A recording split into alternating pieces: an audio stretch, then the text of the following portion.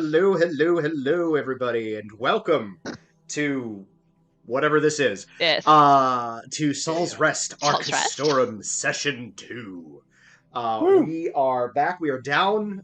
We are down a David. One of the Oh. pitfalls of getting into a committed relationship is that you have to do shit with your paramour's family.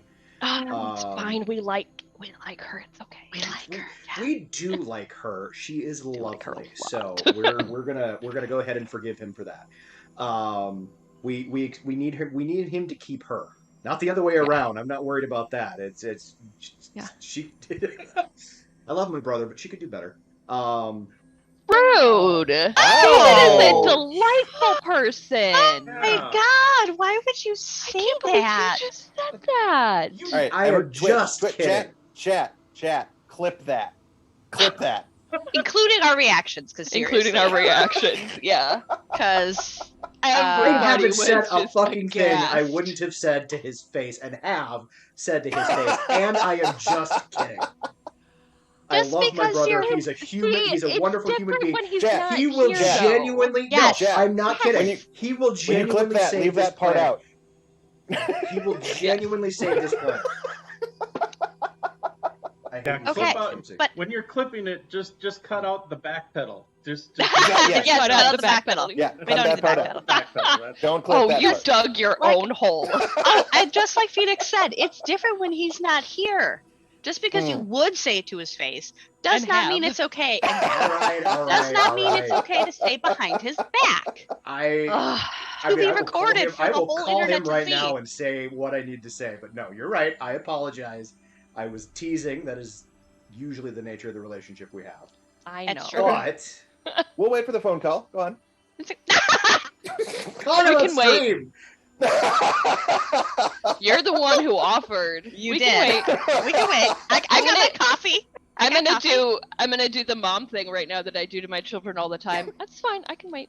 I got coffee. I got Let water. me know when you're ready to proceed. I have spells to read to remember how to play them anyway. You got time. Just Because the spell totally doesn't work the way I thought it did. Which spell? Bane. It To doesn't work minus like- D4 to to them, like people, that. to them. Yeah, I thought it was like gonna make me hit them better, but apparently I just must have messed up something in my head. So cool. I love the spell. I'm happy for it, but he's probably gonna answer because he's actually like doing shit. But you know, Hi, how's it going? we I'm can't hear fucking him. wonderful. You can't hear David here. We're gonna. We No, we can't, need no. we need proof. Let him know that he's being Okay. streamed. David, you are currently on stream. Real fast. Stream. Can you hear him now? Yes, I Okay. heard him Little say bit. stream. So, real quick, I was letting people know that you weren't going to be here. We made a joke about how we love your paramour, and I made a crack about how she could definitely do better than you, but you couldn't do better than her. And they're like, "Why would you say that?" And I'm like, "Because he's my brother, and I can." We're and they're all all offended on your behalf. Horrified, David. We're Yes, horrified seriously, on your behalf. He crossed line, and you weren't there to defend yourself. He can't hear you. You're in my ear, unfortunately. Oh, what? fine. Wow. That's less fun. Less fun. They're all very indignant on your behalf. I'm just enjoying the show. What did he All say? right. I will talk to you later. What did he What say? did he We couldn't say? hear it. No worries. Talk to you later, David. Bye. What did he say? What did he say? We could not What hear did he him. say? He said he appreciates the indignity. Wait. He appreciates the indignity? He Are appreciates indignant- you Are- being, are us you being being indignant. indignant on his behalf. Our indignant. Okay. I just wanted to make sure, because him appreciating the indignity, Means I mean, something I'm all the not- time. Whole different. yuck anybody is Right, yum. now but that all of that's on the fucking internet now. You're all welcome. I hope that was a good start to the stream that you What were is- definitely what? expecting to have. We're just setting the mood. why does anybody watch this? That's what I want to know. Well, we were amused. Because we're fucking hysterical, that's why. We enjoyed the moment. We did. He's currently at a baseball game, so that happened while he's at a Twins game. So there's that for you. I mean, There we go. I The phone see call's nothing wrong probably there. more exciting than a Twins game, but that's just me. I mean, I tend to agree, especially since they haven't won a series since '91. But I digress. Um, at any rate, so we are down at David, whom I love and adore like my brother, because he is my brother. Um, Mhm. I'm never gonna live that one down.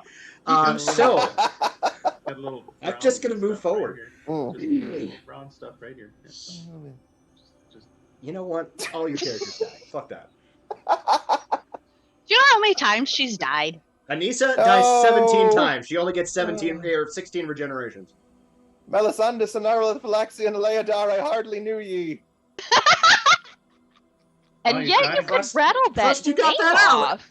That was impressive. You died quicker than it took to say the name of your character. This is true. Alright. I love you weirdos so fucking much. I appreciate that we're all a little bit weird, so it's not just me today. Oh yeah. Yes. No, it's this also, group. just, I'm weird just- constantly. yeah, I mean, this is not a change for Schmoopsy. No.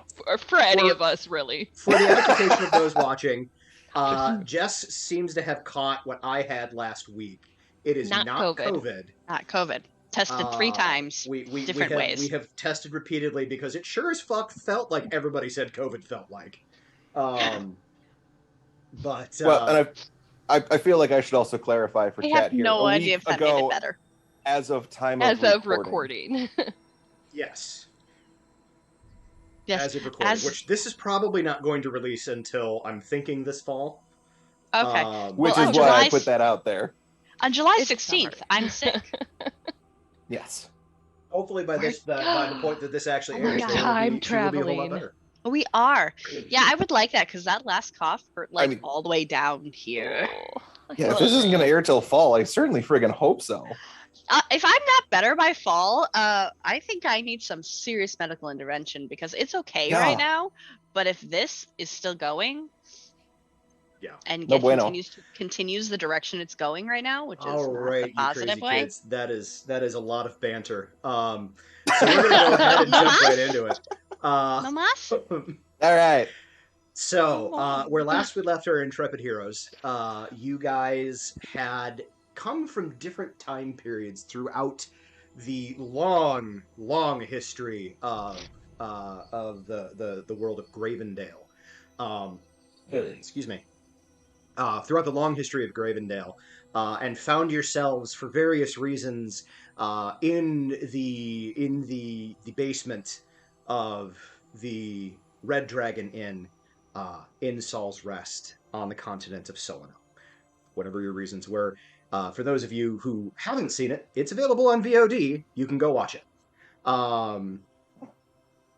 Because by the time this drops, that will have already dropped. At any rate, so you guys had congregated in the basement. You had encountered a temporal anomaly, which you eventually learned was a temporal anomaly because of some handy rolls from Melisandus. Melisandus, sorry.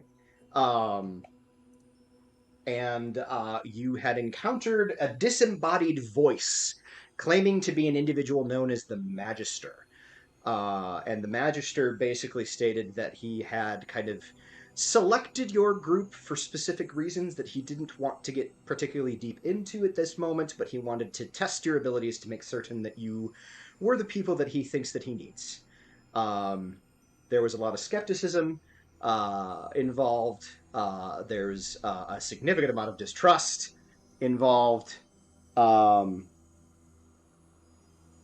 But ultimately everybody sort of agreed to do the thing. Lyle, I think, only agreed because they would get to travel back to a better point in time than where they were at initially. Right. Yeah, Lyle was not thrilled. Melisandus was very skeptical. I'm sorry, give me 1 second. Yeah, your lungs need to stay in your body to run, just FYI. They do. You're Like I supposed said, to be in? yeah. I said I was recovering, not recovered. So I'm mostly better, but occasionally my voice goes, "Fuck you." Anyway, and so you agreed to do the tests. The first test consisted of walking into a room full of various miscellany of bookshelves and chests and crates and books and all manner of different things, and a placard on the door in Draconic that stated, "There are definitely no mimics in this room," and as it turns out, there were definitely no mimics in that room. I hate you so Um, much. because sometimes a cigar is just a cigar. Um, Sure thing, Freud. at any rate, that is where we ended. It was you guys leaving that particular room. So, here's where we pick up. For the record, Lyle was definitely leading the way into the other room, mainly because of how sick of this bullshit they were. So this was a walk up to the door, sniff, sniff, fucking open it, let's go. Sure. Everything explodes and Lyle dies. It's fine. That's a rough start. See, that's the kind of bullshit that I expect from Adam, not this there are actually no mimics in the there's definitely no mimics in the room kind of stuff. Right, we even had a map. All right, so you should be able to see. Oh, the viewers can't see. A moment. A new map has just been brought to your fore. Oh.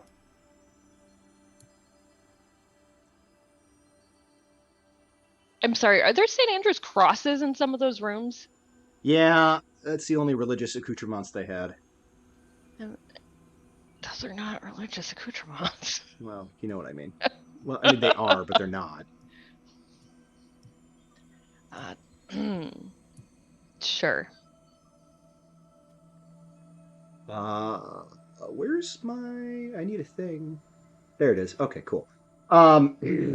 Okay, so at the very top, if one of you would if you guys would kind of one at a time put yourselves in marching order, that would be helpful. I think I was somewhere near the back because I had my crossbow out.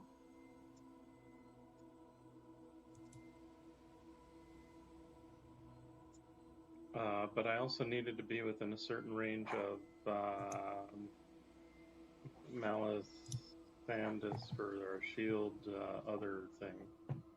So, Yes. Malice, Sandus, are you the orange token? Oh, sorry, that's gross. I am. I would probably be pretty solidly in the middle. All right, so here's what we're going to do. Yeah, I don't remember Okay. where I was last time. It kind of just depends on what order you went through, and I think once like the bulk of the party had gone through, other than Chapel, it was all just kind of everybody kind of went. So, you find yourselves staring into a fairly significant library, dimly lit across the board. You see rows and rows of books, and on the far end, you see a set of double doors. There are kind of doors to either side in varying places.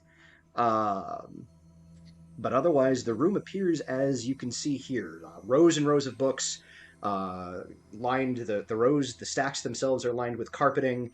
The central aisle is lined with tile. And all manner of different doors and lighting and whatnot is plainly visible to you.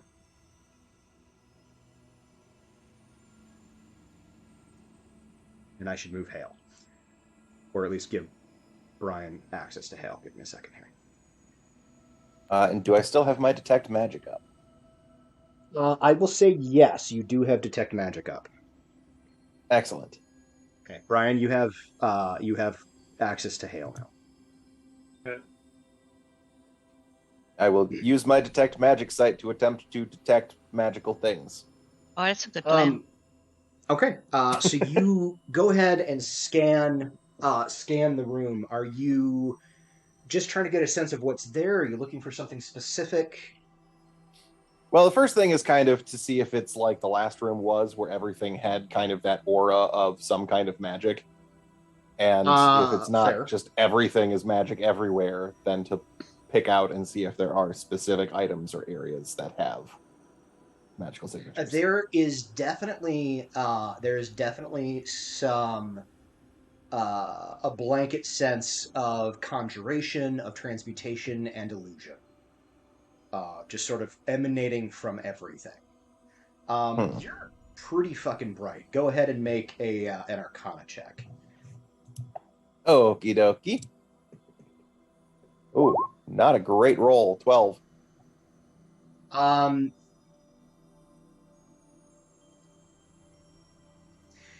like you're inclined to believe that most of what you see here is illusory, but the combination of illusion, conjuration, and abjuration gives you some pause, and the exact implications of it seem to be a little bit kind of beyond just in this moment of like tension, not really sure what you're stepping into.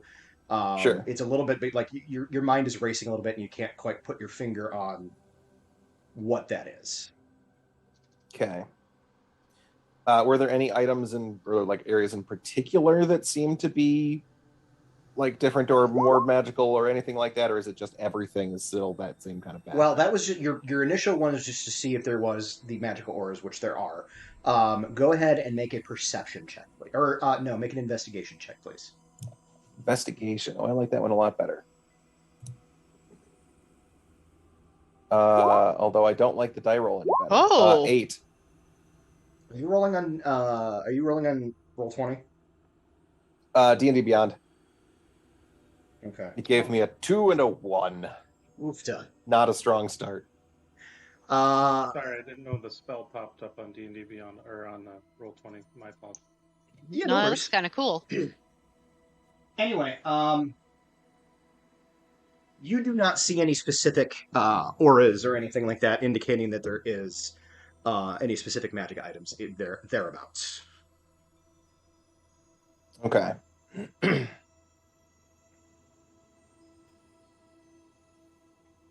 Then I will hold position for now and see what everybody else does. Test. Okay, good.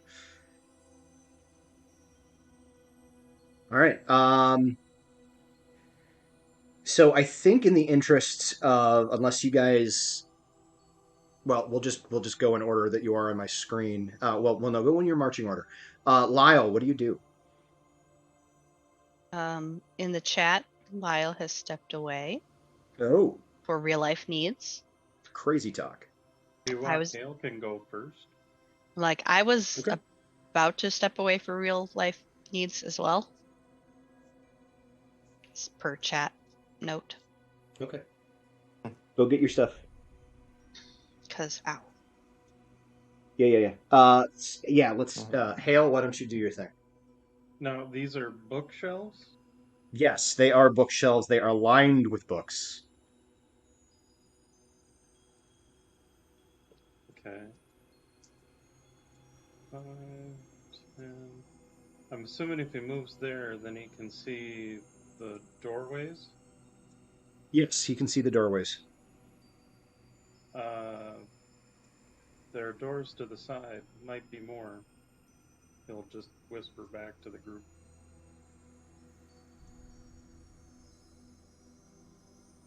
Let's see.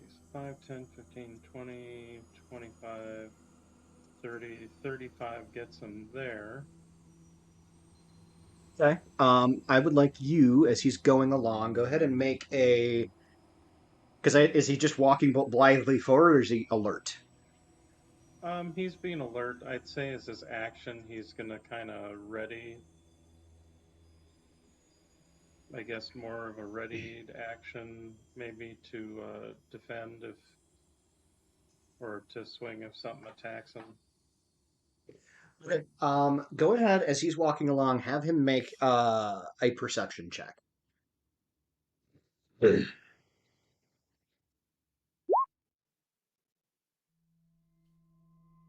Oh, sweet. I can roll on his character because that was his. Okay. Awesome. Call it out for me because I don't have the Sorry, I don't he have it got up. an 11. Got an 11? Ah. Okay. Hey, I'm back. Since I had stated that I was up front, can I also roll perception? Yes. For some We just reason, had I because had. I was gonna go with you can have him back there.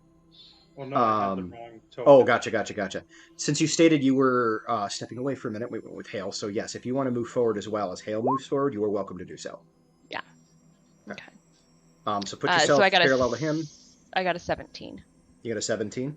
Yeah. So Hale, you don't actually see anything as you kind of move by. Um, Lyle, oops, I'm on the wrong thing. Lyle, move yourself back up 10 feet, please. I'm sorry? Here? Move yourself north 10 feet. Thank you. Okay, did. You get to be about there when you see this thing kind of sitting in the middle of this aisle. Oh, Oh, it's a tribble! that's I have a both feeling it's not a cute tribble. and disturbing at the same time. Is that what I'm seeing over here? Yes. Okay. I want to give a big shout out to I can't pronounce her name. Lil Panishi, I think it is. She's the artist that drew this for me. She did an amazing job. It's so cute. Yeah. But you see it kind of sitting there, and you see it like there's no mouth. It's just those big eyes, just kind of looking around. You see its ears kind of moving around. It's the ears like its eyes move about like it's scanning, but its ears are always kind of in your general direction. I kind of nudge Hale, and point to it. Do I know what this is? Go ahead and What does make it smell like?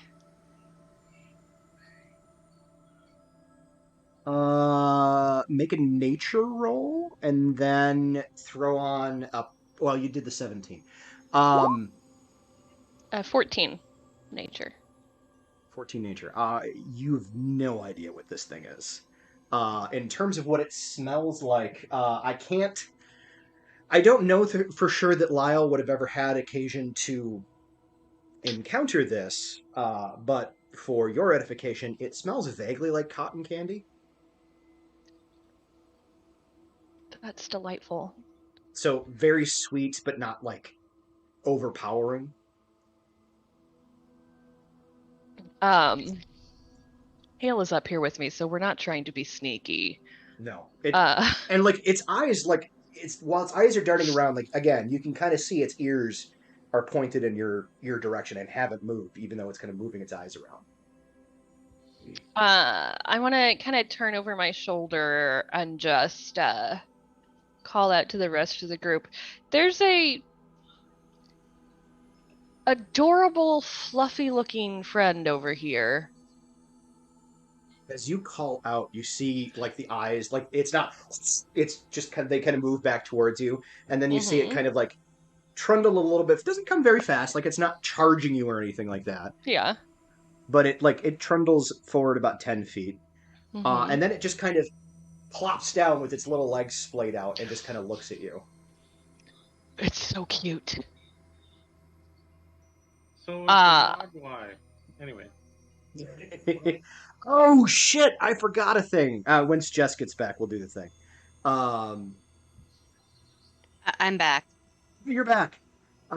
So all of that happens. Pause real quick, jumping back into the metagame for a moment. I need for everybody, one at a time, roll it, just don't call it out all at once, to roll me a D100, please. Including me. Everybody.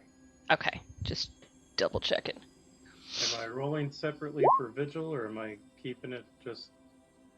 Vigil, don't worry about Vigil. You're just rolling for your PC, although do roll for Hail as well.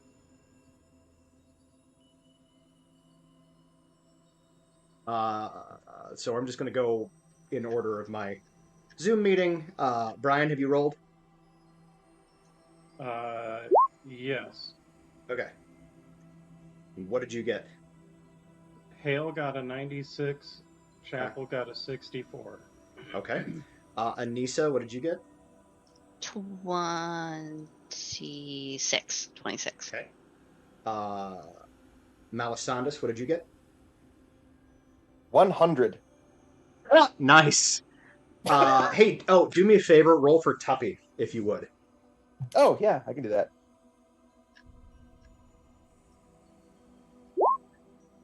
Uh, 44. Okay. And then Lyle, what was your roll?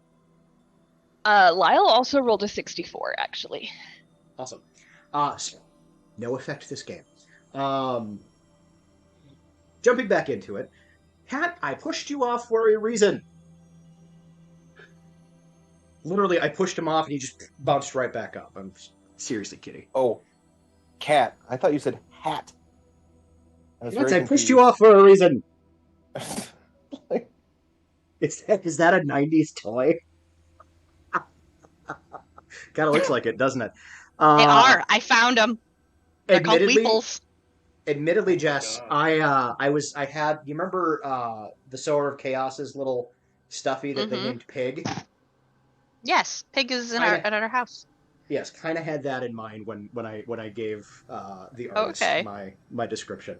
They made a Weeple. Did they? They did. I just in our G chat have sent images and web links to remind people of the 90s craze of Weeples. Oh, yeah. The little Yeah, pom man, pom those. critters. The little pom pom Yeah. critters with the feet, and you could put things on them, and the googly eyes.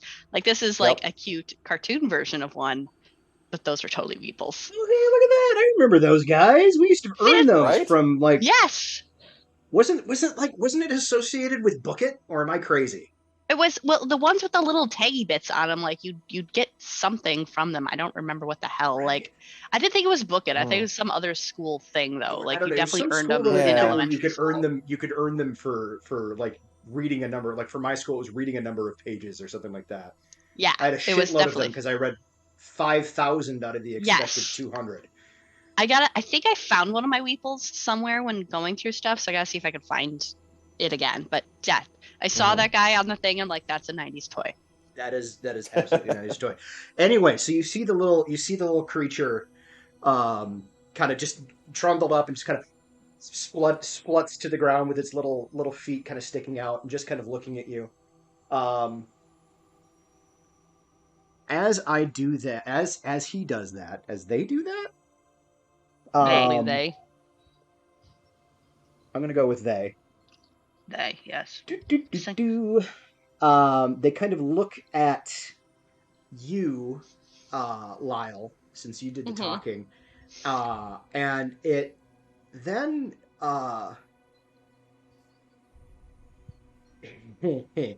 then it grins.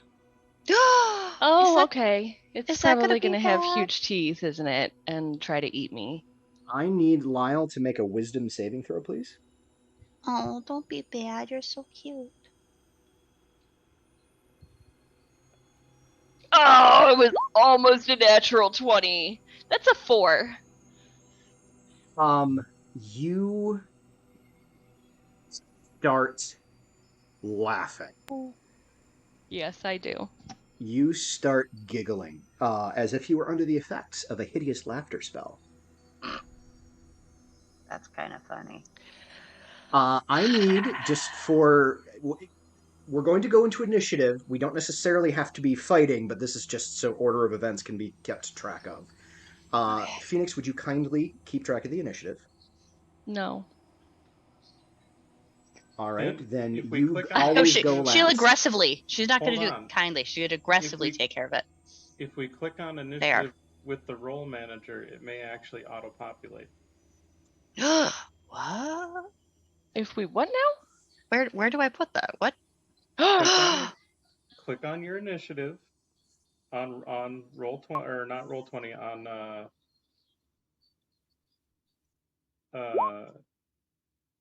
oh, it should have. You but wanted to I send have to the add result of turns, I think. this roll to the turn tracker, but no valid token was selected, is what I got. Oh, yeah, he has to put the tokens in the turn order too. Eh. Wait, how do I roll my Interesting. initiative in roll 20 versus D&D Beyond? I'm so confused. Click on initiative. Yeah, that's a very cute phrase that I've heard a couple times now, but that doesn't actually If help you me. click on the box that has your initiative modifier, I don't But think back she back it up, has. back it up like 5 steps.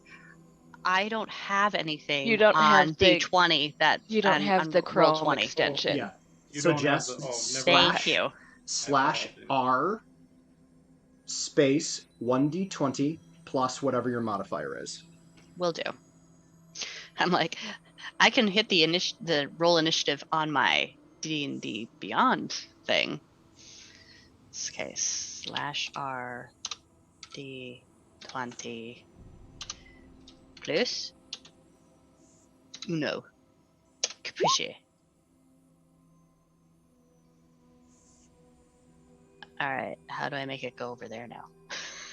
So now So you if you find your token Uh-huh. and you click over to the right where the numbers are. Oh, I didn't think I added Anissa. I'm not there. Now you are. Okay, now click on your 0. Oh, I get it. Okay. Mhm. And you're gonna do whatever you rolled, point, and then Point? whatever your modifier is. So a period, Oh, and then if your point. modifier is a 1, Got it. 0.0. Got then it. 01. Now I Yeah. understand why people have weird. No, oops. This was I don't know if it was a Matt or an Andrew innovation, but if people have the same initiative, that puts them in the order with their modifier too. So Yeah. it's Yeah, helpful. yes. That's awesome. Okay, and I will apparently do work on getting a Chrome extension that I didn't know existed. Yeah. It's super easy. It's just called Beyond 20. Beyond 20, Yeah, thank you. I will look now. I did Ryan, not what know was that Hales? existed before today either. I put Hales. Oh, I did not put. Sorry. Let me. So- I It's all good. Beyond 20. Hales is a.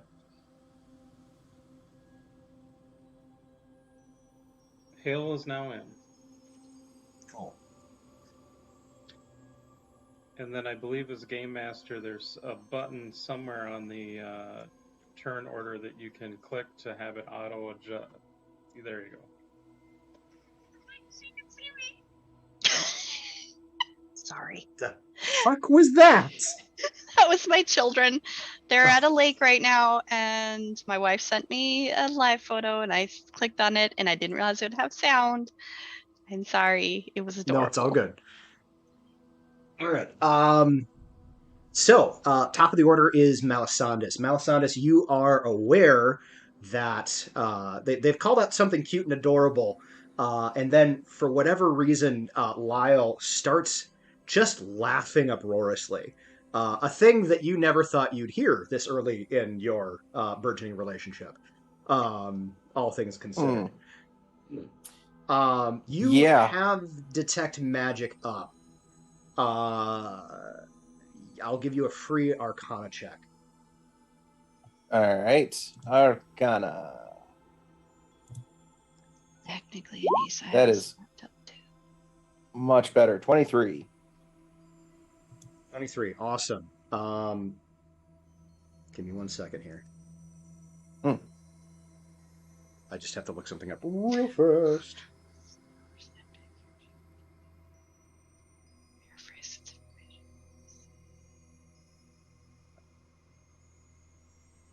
What am I looking for? There it is. Lyle appears to be enchanted with a 23. It seems to have a similar effect to a spell that you are familiar with. Sorry, I drank too fast, so now I'm hiccuping. It's very similar to a spell that you're familiar with called Hideous Laughter.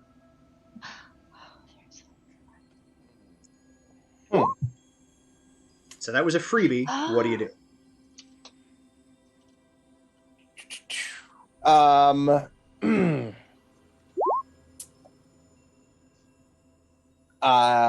I think I'm going to, let's see, I'm going to move 30 feet. Or I guess just shy of 30 feet, because I should be able to see it from there. So I'm going to move up here and see if I can identify the creature that has made Lyle giggle. Okay. Yeah, you see it right there. Go ahead and make a nature check, please. Nature. Ooh, nat 20 for a total of 27. Jesus. You're making up for those rolls now. Um, yeah. So at first you're like, what the actual fuck? And then it kind of like, because you just see it with its like cute little features, mouthless face. But then it kind of turns as you approach, and you see its little mouth split into another grin. You remember way back when you were learning a lot of the stuff, a lot of the magical stuff very early on. You were handed what would have been considered like it would be like a kid's field guide, so to speak, to various and sundry creatures that were potentially dangerous to enterprising young magical children. And this was featured in it. And it takes you a minute to kind of rack your brain, but it is called a Neshnesh. And that is Gnesh twice. Neshnesh. Two separate words Uh, or one straight word? one word. Okay. Now, Neshnesh are not necessarily malicious, but they feed on laughter. So if if you just laugh around them, they feed, but if you don't laugh around them, they make you laugh around them so they can feed. Now, Does as their far as go ahead. Oh, I was just going to say, does their feeding on somebody's laughter have any detrimental effects for the laughy? The story that you read, it again, it was just all kind of through the lens of a child's story. Mhm. Fuck it. Uh, you kind of rack your brain like, oh, what were the details? What were the details? Once upon a time, there was a young elven sorcerer who wandered far and wide. And in his travels, he happened to cross the mysterious and enigmatic Neshnesh. Now, the Neshnesh is a adorable creature, small, unassuming, thrives on laughter. But if it cannot get somebody to laugh naturally, it will rely on its innate ability to make people laugh and feed. Now, unless attacked, the Neshnesh will not cause harm to the individual who is ensorcelled in this way. However, the Neshnesh has no sense of its hunger is. I'm sorry, the Neshnesh, its hunger is never sated. So this young traveler happened across a field full of bones and a massively corpulent Neshnesh who was just making people laugh as they walked by. And they laughed, and they laughed, and they laughed, and they laughed, and they laughed until it killed them.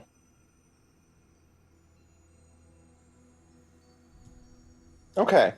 So as long as we don't let Lyle laugh themselves to death, they'll be fine for now. Or potentially don't attack the Neshnesh. Yes. It does specifically call out it will not cause you physical harm unless provoked. Sure. Ah, a Nesh You Nesh. only got that because you rolled 27. Because you got a natural. I'll take it. Ah, a Nesh Nesh. Perfectly harmless enough if you don't attack them first. Try not to laugh if you can help it, otherwise we may have to pull you out of the room, but well, we can leave it be for now. And Meanwhile, I'll just like go to the nearest bookcase and like start looking at the books and see what's available. Okay. Meanwhile, Lyle is laughing their head off right now. Yeah, I want to point out it's not a giggle because Lyle, I Mhm. don't think even knows how to giggle. It is like a belly laugh. We are just there's something funny as hell. I don't know what it is. On anybody else, I think it would come off as guffaw, just repeated. All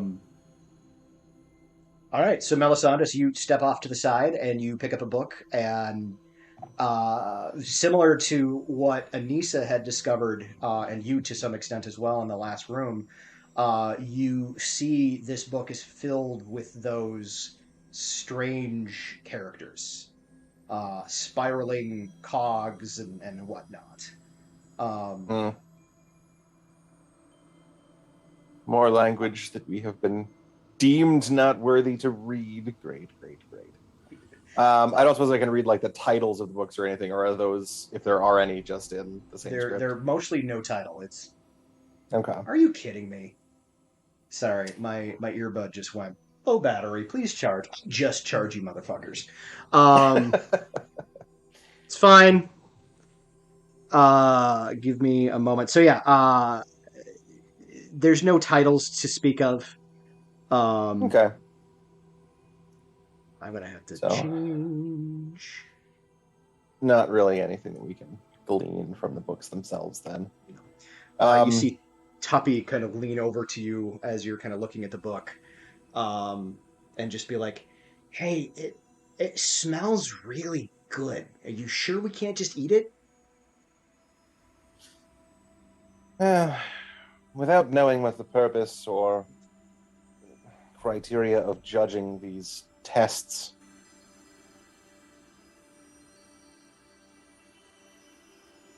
and not harming it, I am not sure of its combat prowess. I simply know that it will not attack unless attacked.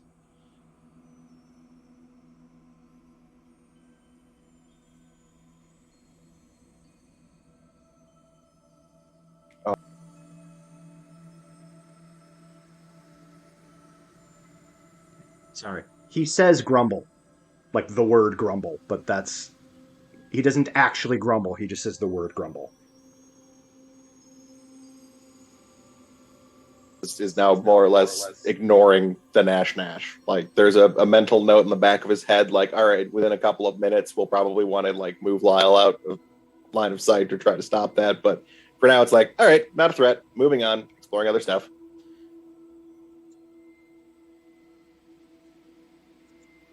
So I think that's what Melisandus will be kind of able to do on his turn. Cool. I think I've got my thing set back up so I can hear you guys. So for those of you watching, there may be an echo periodically. I'm going to try to mitigate it as much as I can. I apologize.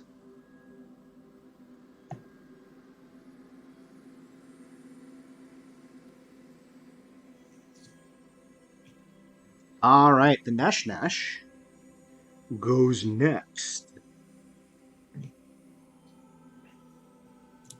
It continues to laugh and laugh and laugh and laugh and laugh and laugh and laugh and laugh. Or it doesn't. I'm sorry. Lyle continues to laugh. It just kind of sits there and looks somewhat sinisterly adorable. Sinisterly? Is that a word? I don't know if that's a word. I don't think it's a word. That's a word. I mean, if it makes sense, then might as well. And if it makes sense, it's a language, but it doesn't mean it's a word. No, that's a word.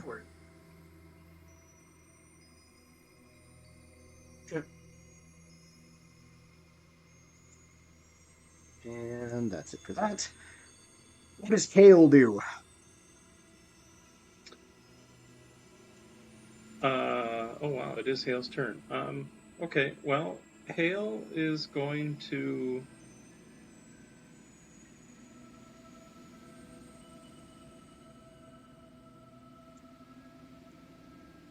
look a little concerned at Lyle's predicament, although heeding the words of Melisandus will I guess, allow it to be for the moment.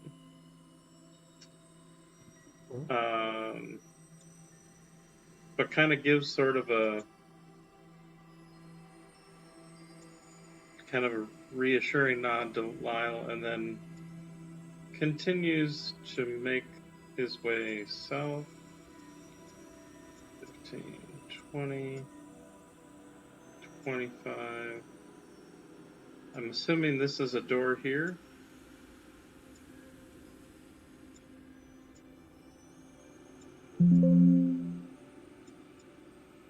Sorry, doing too many things at once. Where are you? Yes, that is a door there. Now, is this a door on the other side? Because the wall looks No, it does not appear to be a door there. Was there a door up here at this juncture?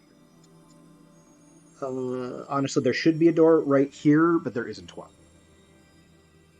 Oh no, this is a door. This is a door. Sorry.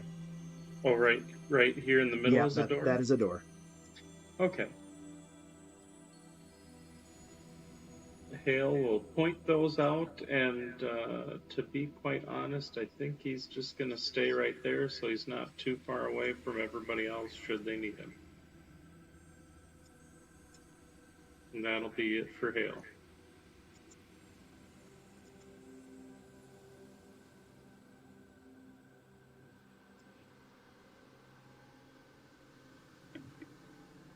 Lyle, it is your turn.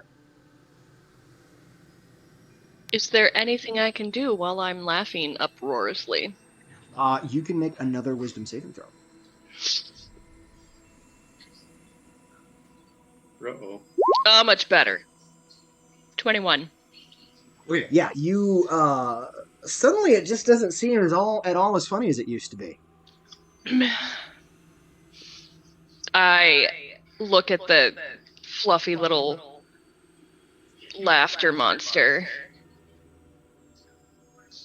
You're still cute, and I just kind of chuckle a little bit. Was the save at the end of my turn or the beginning of my turn?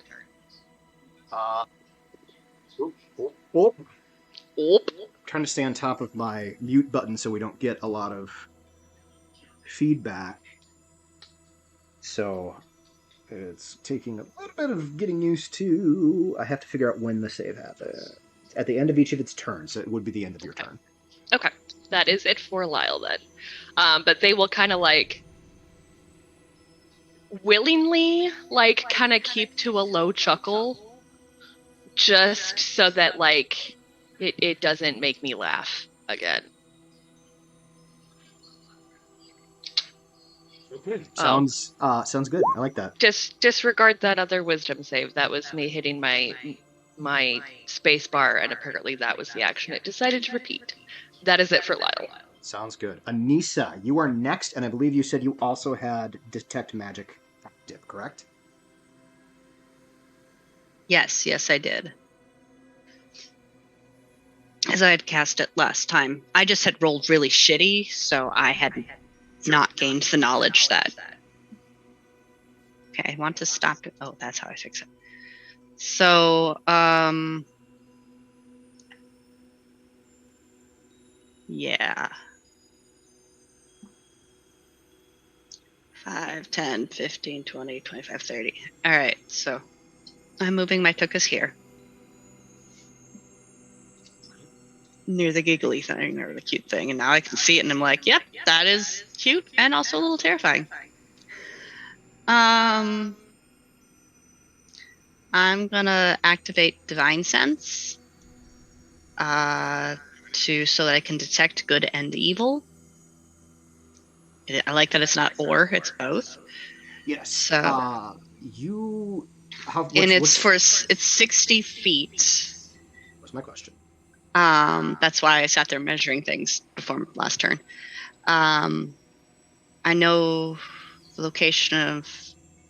Until my next turn, I can sense anything affected by a hollow spell, or know the location of any celestial fiend, undead within 60 feet that is not behind total cover, and detect the things. As you spin that up, You do not sense the presence of anything within the range of your senses. That all So flies under that particular descriptor. nothing good nor evil. Correct. Nothing good nor evil, just the various things that you're just kind of your normal senses can input. There's no sense of the divine, no sense of the fiend. Whoa,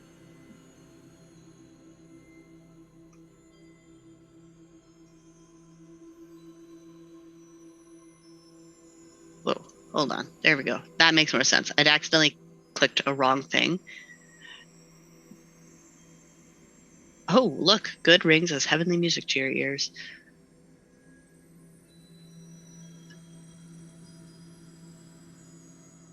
Wait. Sorry, I'm still reading it. Apparently it takes like 5 times for me to think. But okay, you said there's nothing. Do like my friends label as good, or is that not like how this works? It's not an alignment thing. It's an outsider thing more than anything else. Okay. So I think it's literally celestial creatures, Yeah. fiendish creatures, and undead, and I think that's it. Okay. So, is there anything else that you want to do? Well, that was an action and that was a move. I don't remember what bonus stuff I get.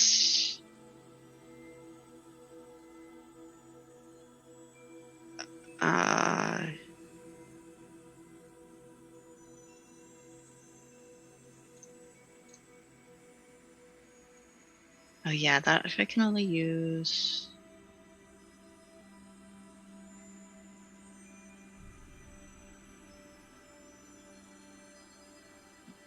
I guess I'm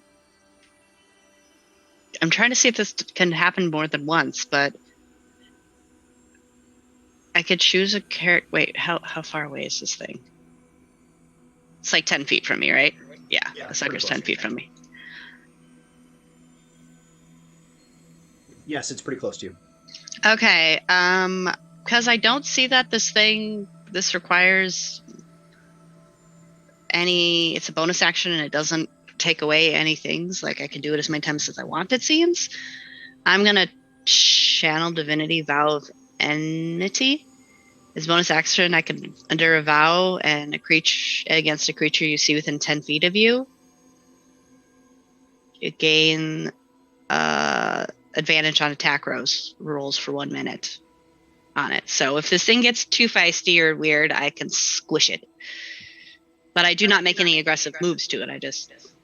So yeah, you basically invoke the power of your oath and just state, by the power granted me, if you make an ill move towards me or my companions, I will smite thee or some shit like that.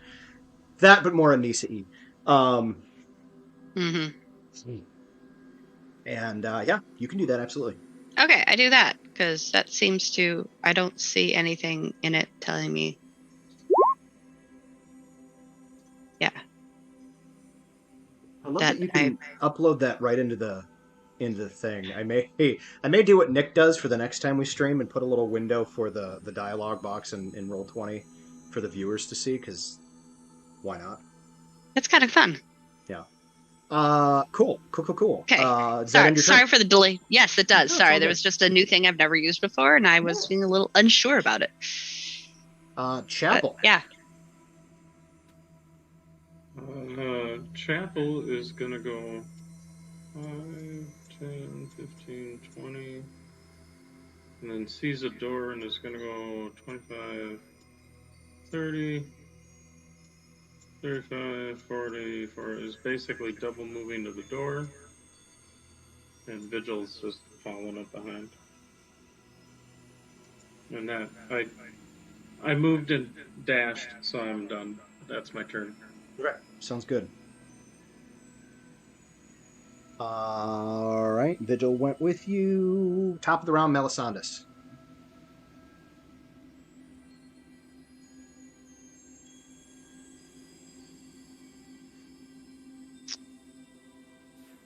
Oh. Okay. Well, the books aren't really going to do us anything. This thing over here, the Nash, is just going to try to make us all real happy. That's fine. It can do its thing. I think I am going to go... I am going to go investigate this room. In the upper right there. Okay, I'm like, where the hell did you go? All right, yes. All I right, so went poof. yeah, I was on the wrong tab, and I went. You step into the room. It appears to be a large alchemist's lab, and it looks like I mean everything in here looks like whoever was here just left, like mid-experiment. The thing that you're never actually supposed to do in alchemy, like leave something unattended, 100% whoever this was just did. I hope Okay. it doesn't blow up. But yeah, Well, I mean, if this is... for all intents and purposes, it looks like a meth lab. Well, if they left things in the middle of the experiment/transmutation, I'm going to see if I can figure out what it is they were attempting to do. Okay. I would like you to make an alchemist's tools kit check. Words are hard. Alchemist tools check. Are you proficient with alchemist's tools? I am not. Okay, so that it'll just be a straight intelligence check for you. Okay. Yeah, 9. You are not versed in the craft of alchemy. So as you're kind of looking at, like, you recognize some of the materials that are here, but like what their relationship is to each other, what they'll do if combined, what they'll do if they're left unattended, you don't know. You know what? Actually, Tuppy will give you, since he's right there with you, he'll give you the aid another action. So go ahead and roll that again. All right, let's see if I can roll any better. Oh, that's better. 17. Oh, okay. Tuppy is like, oh, hey, what about this compound? And you look at the compound and everything just kind of clicks for you. This is the alchemical equivalent to mixing baking soda and vinegar. So fun, but Right. basic and it's harmless. Visually very reactive, but ultimately not super, like, not very high stakes. And here we have the room that appears to be a child's first chemistry and alchemy set. I think we can safely ignore this room as well. Okay. All right, that's going to end your turn. The Nesh goes next. Let's see. Keep hitting the wrong button. We'll go with Lyle and Anissa. Still laughing No, you by are. choice. Yeah, you are. Do me a favor. I'm not. Just roll me 2d6. Both of us? Roll a die 6 each. Why not? Don't wanna. Dos. Dos. Dos. A2, Phoenix? Cinco! So as you're kind of like peripherally watching this thing, you see it visibly grows. Oh, It's so cute! wait, it's not small-sized anymore. It is not. It was definitely small, like a small-sized creature. It is Yeah. definitely a size of a short, or like a dwarf. It's roughly dwarf size right now. Should we be concerned about its growing patterns? Hey, Mal! Wait, were we allowed to just call him Mal? I can't remember. It only in emergencies, but he did not like it. Malisandus. It's growing! I realize that we're in initiative, but we're not technically in combat, so we're going to count the conversation as like free action. So go ahead and respond. Oh, Okay. I'm so confused by I'm very confused by having to not be able to speak when speaking to people in stuff. So sorry. I was confused why he wasn't responding. Yeah, okay. Sorry. What exactly is growing? The fluffy thing! The Nash. The floof is growing. It's like the Told you size I of a said to be nice. dwarf. Then stop laughing. You're only feeding it by doing so. But then it'll make me laugh, and I don't like that. Well, then move away from it or something. I don't know. You hear Tuppy on your shoulder. See, I told you I should have eaten it. Well, think of it this way. If it does continue to grow, there will simply be more of it for you to eat. There's nothing really stopping you from trying to eat it now. It's a lot bigger than me now. I look at floof, because that's what Lyle has named it in their head. Love that. Seems like a solid name. I would like to lick you.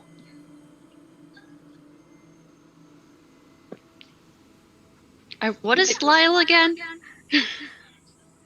Lyle's a You Cadoran. They look like mostly You see like the a person. creature, who, by the way, like, once you started chuckling, like, it closed its mouth most of the way, but it's still got a little crack of a grin. This is much less malicious.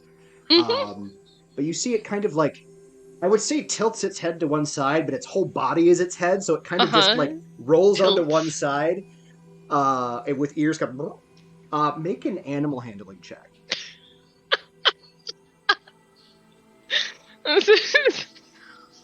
One of the most ridiculous things I've ever done. Okay, seriously, when Lyle's asked about licking it, Anissa just turns to them and raises an eyebrow. 17 on my animal handling check. How loud was Lyle when they said licking them? Did Chapel overhear that? For the sake of all of this, I'm going to assume that unless it is explicitly said that you don't want other people to hear you, everybody can hear what you're saying. Yeah. Fair.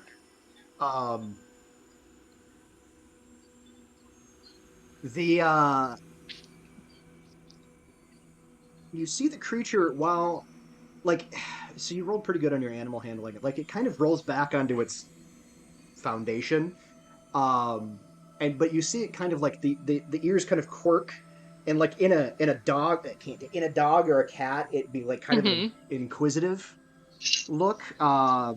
You kind of get the impression that, like, while it's not threatened by you, it doesn't seem real keen on the idea. And you remember, like, you realize that as you kind of say that, like,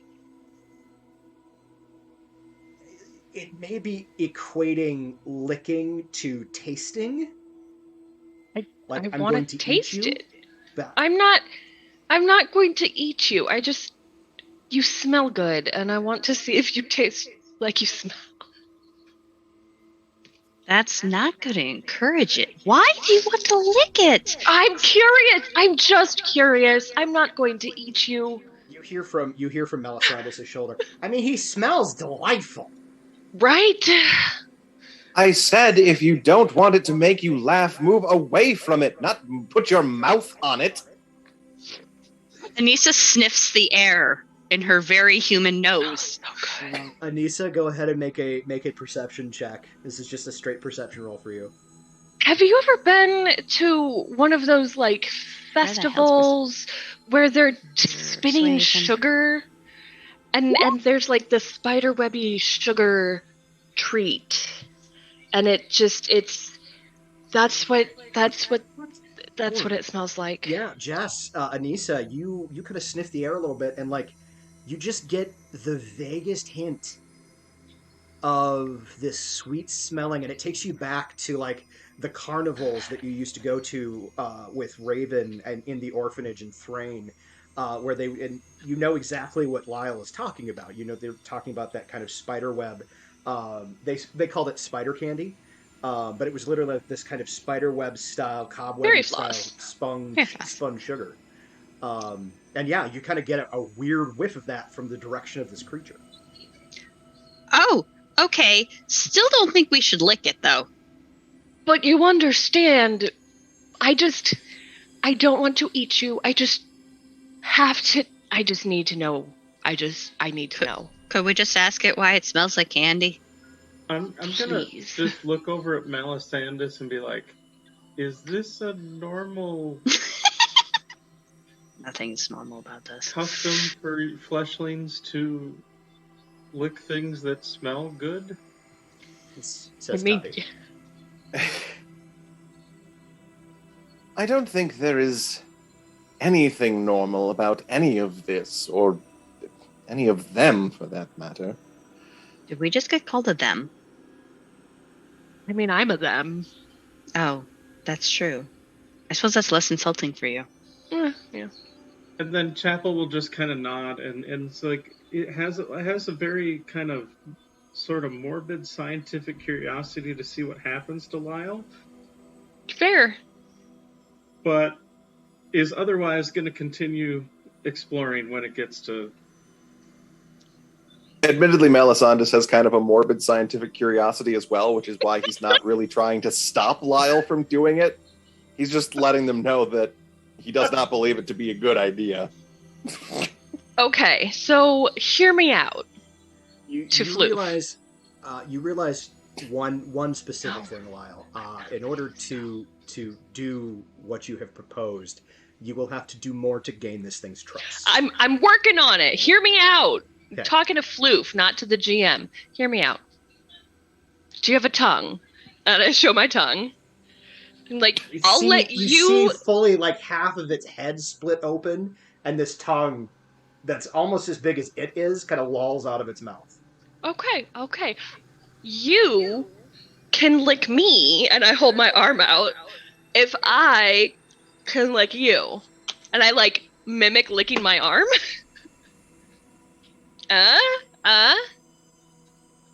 Make another animal handling check. Can I have This is advantage? the last one you get before we move on. Can I have advantage, please?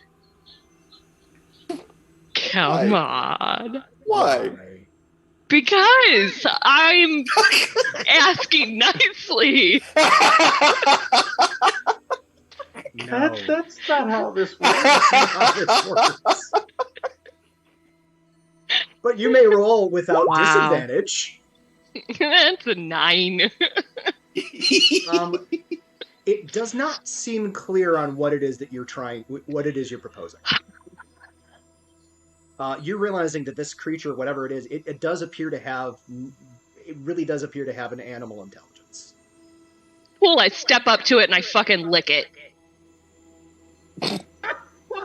Your turn.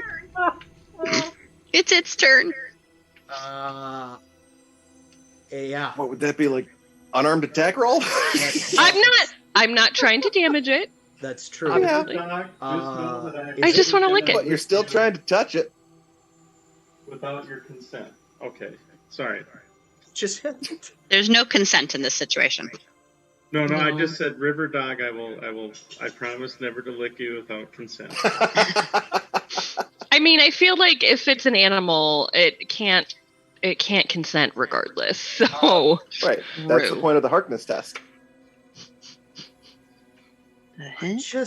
it's not your turn. okay. Are you still laughing? Yes. Okay. That is all I needed to know. I stopped to talk. I would not have still been Okay, laughing. so you're not continuing to laugh. That was the Neshnesh's turn. It kind of is just staring confusedly at you as you're about, like you're readying yourself to kind of go licking. Things I never thought I'd say in a D&D game. Hale. And it's not even with your kids. Hale's gonna Correct. approach, wondering how the hell we got down this rabbit hole to begin with. I would say that he would probably. I don't know that I'd lick it. I don't know that that's a great idea. I'm leaning against licking. And then is just kind of like,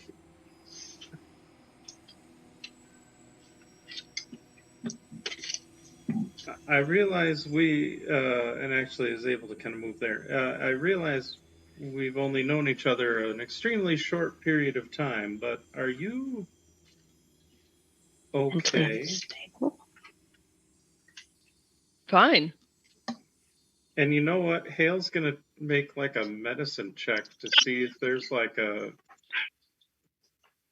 I don't know what I mean, short of maybe using a spell to try to. He doesn't really I have keep a forgetting healing. that Lyle's grumpy.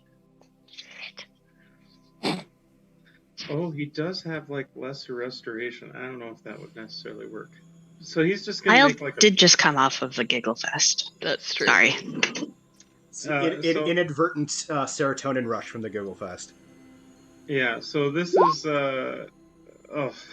Hale's medicine roll is like, and it's kind of doing one of those things where he puts his hands up and then sort of like gently touches at the temples, and then like Lyle's like, counts for a heartbeat and like is like trying to do his basic first aid stuff, having no idea how. It's like, are you okay? Can you follow my finger? you're in my space. You're in my space. Can you follow? You're in my personal space. Take a step back, but it's like, can you follow the finger? I could if I wanted to. Just asked to lick a big growing fuzzy thing. I think checking you out seems applicable. But that'll be Hale's turn. That's Sounds good. Which brings it to Lyle.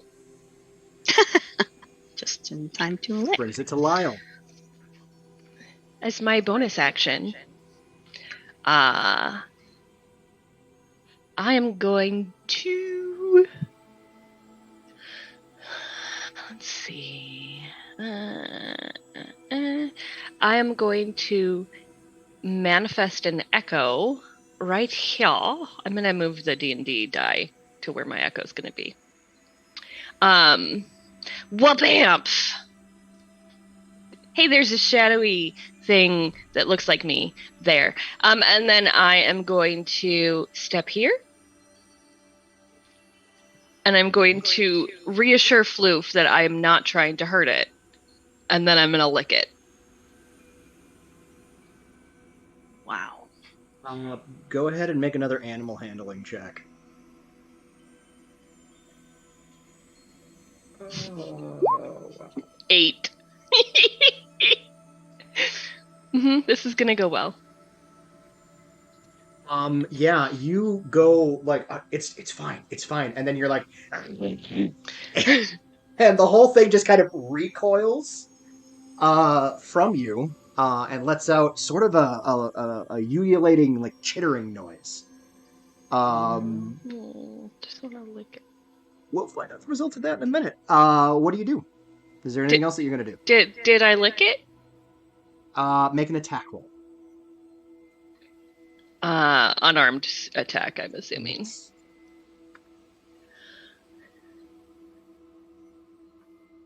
was almost a nat 20, but it's an 18.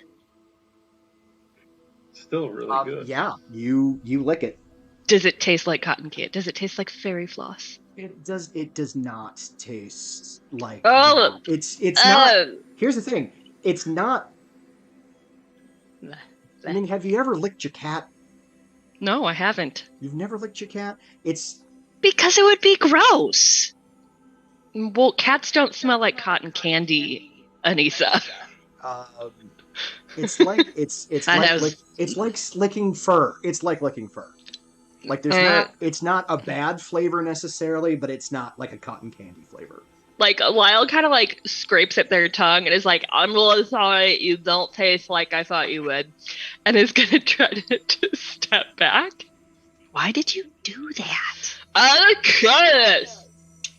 Now you have fur on your tongue. I know. For those of you watching the stream, I've just pulled up the full picture of the Nesh Nesh.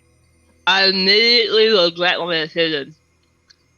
For those of you who are playing the game, it's in the G chat. Yeah.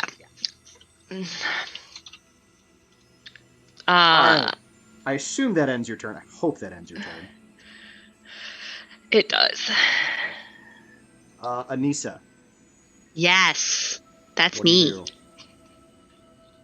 I'm having camera issues, so this is all you get. I'm now trying to put a new camera, or new to me camera, in effect for me. I'm sitting right here. We have the weird thing that doesn't appear to be evil and that Lyle thought was really an idea to lick. Great. Okay. Sorry. Just making sure I'm up to date. Whoa. Sorry. Accidentally zoomed in my shit and lost the room. Okay. So is there a door to this room over here somewhere? I'm just not seeing it. Sorry. Yes, there is a door to that room over there. I will ping it for you. Kind of right in the middle. Yeah. That I thought that was like a thing blocking. It's- Like I thought that was a desk or something. Initially too, but it's a large, sort of almost like a gate entry door. It's like kind of a large, like almost portcullis style. Okay, I'm going to move. Or my move allows me to move to there. And I'm going to open the door. Okay. So I think that's an action, right? Yep. I hopefully get to observe what I see. You do. You see what appears to be sort of it looks like honestly, it looks like another lab, but instead of like alchemy, it looks like what they experiment here. You see bunch of large barrels and whatnot. Go ahead and make an investigation roll for me, please. Wow. Why is she not intelligent? 17. Thank goodness I rolled well, because I got a +0 on that shit. 17, you're able to kind of look at everything that's here, put it all together. This appears to be like a brewer's room where they're kind of experimenting with different styles of like brewing, fermenting, etc. Oh, this looks like where they're making beer and mead. Looks like fermenting and brewing and stuff in here. Nobody's in here, I assume. Like, I don't see anybody. I assume you'd have told me if I saw something. Does it look like somebody left a project in the middle of it, other than the fact that brewing takes months? Things look like they've been left out, but yeah, as you observed, like the fermentation process does take a while. But like what's out is like notebooks, that sort of thing. Actually, as you kind of peer at it, it takes you a second, but with a 17, you recognize that the notebook that's here, while it's open, it does not have that weird like spiral cog writing. It has actual letters and words. Oh. I found real words. And that's about as far as I could go because I'm out of actions. I can't actually enter the room and go read the said words. Yes. Chapel and Vigil. I'll quickly look to Melisandus. Do you wish to go further down towards Anissa, where Anissa is, or would you like to explore the room across the hall from us? We can venture towards Anissa. We'll eventually get to all of the rooms in turn, I imagine. 5, 10, 15, 30.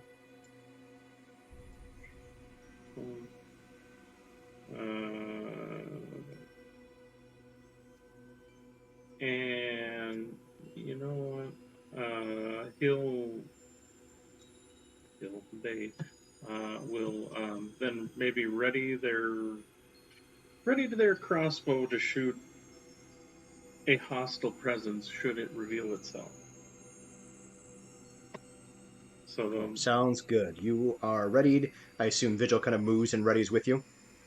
Yeah. So Vigil, unless I think I have to do like a bonus action to give Vigil a command. Otherwise, Vigil will just follow and will defend itself, and is otherwise taking the dodge action until such a time as I give it a command to do something else. Sounds good. So that'll end your turn, bringing us back to Melisandus. Okie dokie. Let's see. 5, 10, 15, 20, 25, 30, 5, 10, 15, 20, 25. Melisandus will double move into the next room.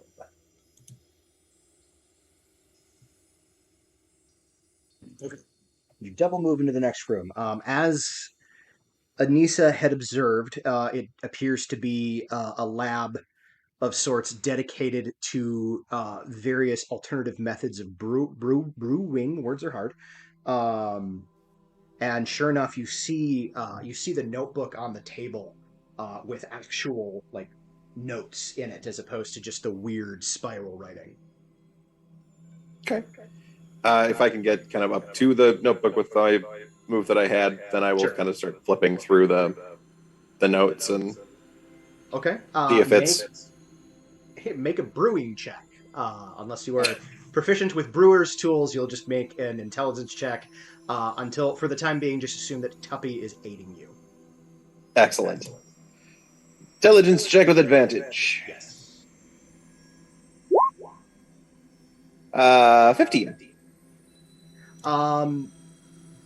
These are extremely detailed and insightful notes about a very particular kind of mead. And do me a favor, roll me a history check with advantage. History with advantage. Nat 20 for 27. Nice. Yeah, you, as you're looking at this, you have this kind of weird sensation sort of at the back of your mind. Like when you have a memory that's kind of accompanied with a sense memory on top of it, the people you grew up with weren't big drinkers. But the elven people do enjoy a good wine, and specifically in your region, they enjoy honey wine, which is mead. You realize as you're looking through this, whoever this was trying to reverse engineer how to brew that specific wine from your specific area of Theravel.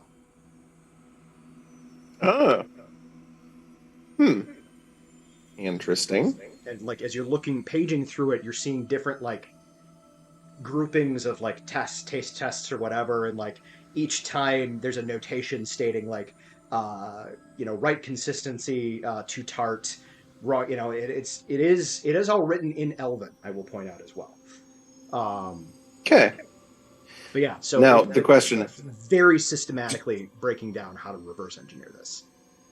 Gotcha. Now, do I actually know how to make the honey wine of my particular region? You unfortunately do not. The only reason why you're able to kind of pick out that this was something from your region was because of what it was named, and it was just we didn't give a name to your region, but it was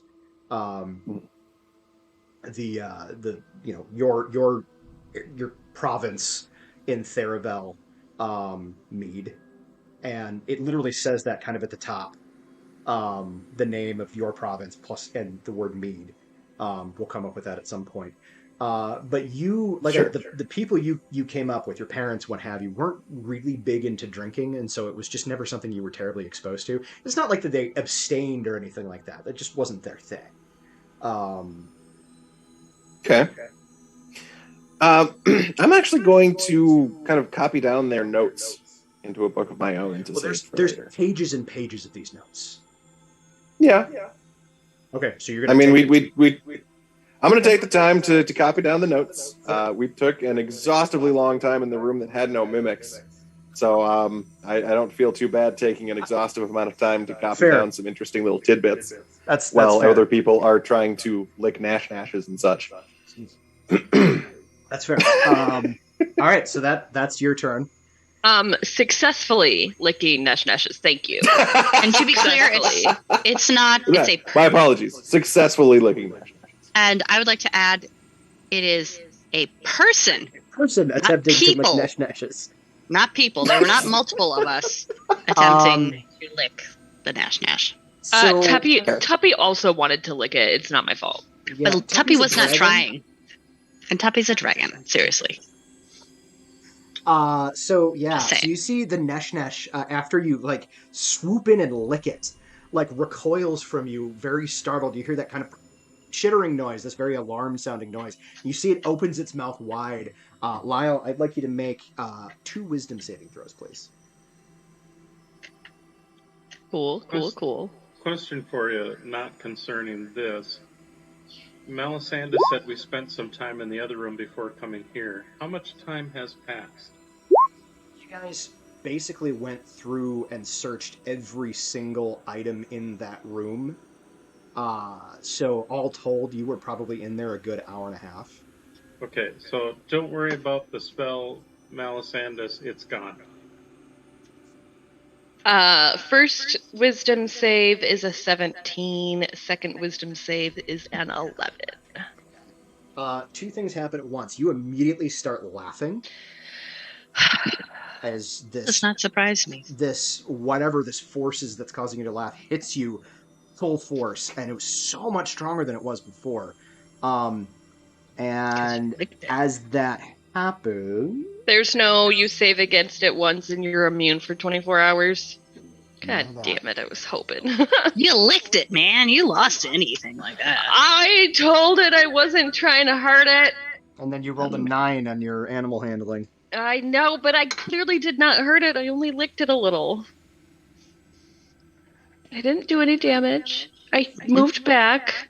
I mean, Because it tasted physical gross. damage, yes, but emotional damage. So you emotional damage. Damage. Thank you, Stephen He, for that lovely jab. Anyway, Lyle also experienced emotional damage from I did. literally in a second here, as you start laughing so hard. You know those big long belly laughs that leave you hard, like gasping for air, and your lungs hurt, and your cheek face hurts. This is one of those. Take 5 points of psychic damage.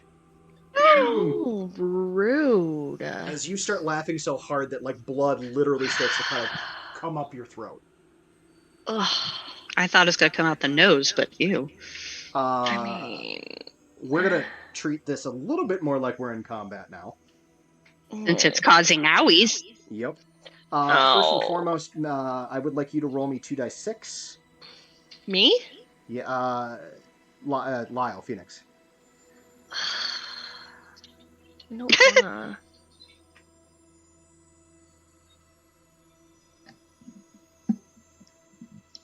Oh, I did that wrong. Cool. It's a total of 6. Okay. Do you need them separately? I didn't ask that. Nope. Okay. All right, and you see it grows again. Oh.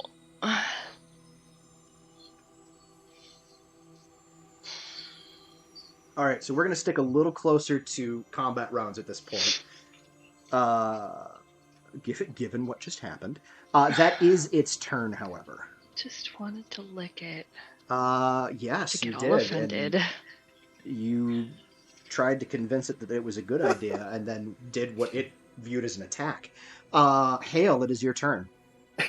When a Nash comes along, you must lick it. That's what Really? I'm saying. Must we? Yes. I feel like putting that out in the universe is deeply unwise. Okay. Maybe if my Hale- people were still around to tell me it was a bad idea, I would have learned that. I was around to tell you it was a bad idea. Hale also Hale- fully said this does not seem like a good plan. Oh, like I trust any of you.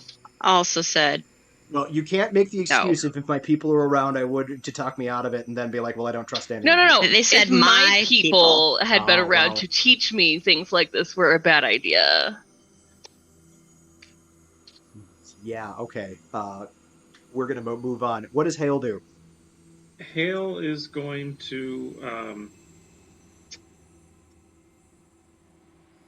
try and attack here because now Hale sees that it's causing actual damage with the blood to Lyle, and while Lyle's choices may have been unwise, He's still defending the party. Plus, it became large, and that's a little scary. So first attack is a 12 to hit. Oh, did I lose you? Okay. No, you were muted. No, that will miss. Or I was muted. That will miss. Okay, and then we'll swing again. Hey, that's a little better. Tell me what it is. I'm not looking. Sorry, does a 22 hit? Yes. What is he using? His longsword. Okay. So yeah, Hale, seeing one of his companions is now actively being harmed by this creature, and seeing that it is now increased in size, fully 16 times its normal size, he swings the sword. The first one, he kind of misjudges how floofy it is, and so kind of just gives it a shave. But then he brings the sword and kind of hits its center mass. Go ahead and roll damage for me, please. 6 slashing damage. 6. The creature lets out yet another one of those chittering noises, but this time, instead of sounding kind of like alarmed, it sounds angry.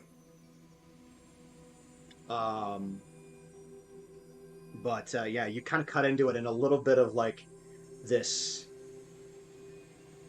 purplish ooze start to kind of come out and mat itself into its fur. It doesn't seem terribly hurt, though. Yeah. And then Hale's gonna just kind of, technically it's not out of its range, but it's just gonna kind of move south just a 5 foot, because the idea is if he angered it and it comes after him, hopefully it's not high in intelligence, and I can kind of lead it in so that Lyle and I can flank it.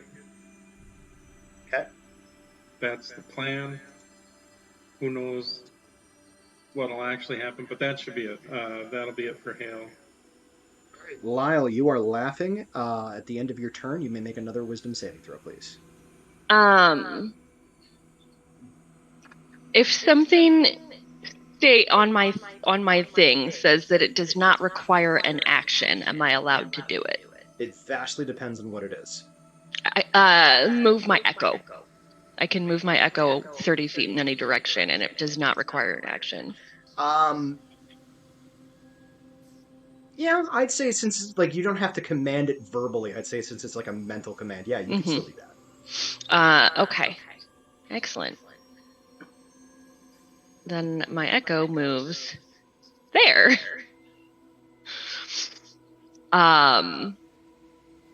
And I will attempt my wisdom save.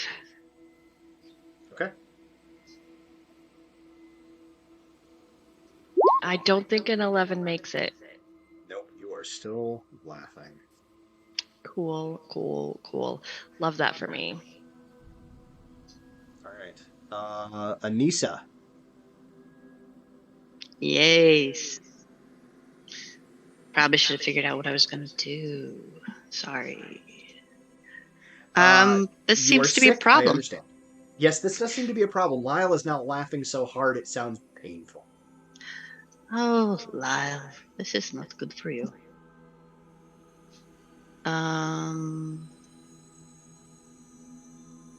That is the wrong thing. That is not helpful either. This is not helpful.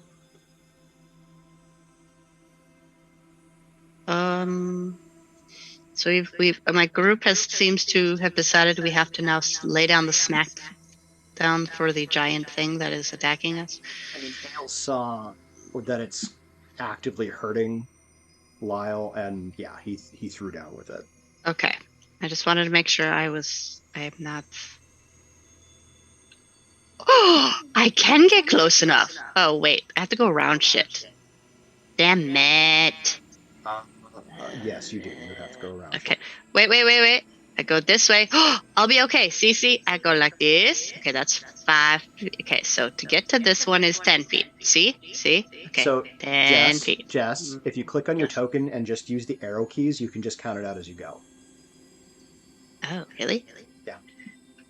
On! 1, 2, because I did the angly thing, because I counted as 2 before. 3, 4, 5, 6. Oh, 6? That's it? That's it. Oh, that's so not helpful. That is the best I can do. Thank you, whoever made the lovely map. You can dash up there and just Yeah, be but there for next turn if you want, or you can ready an action here.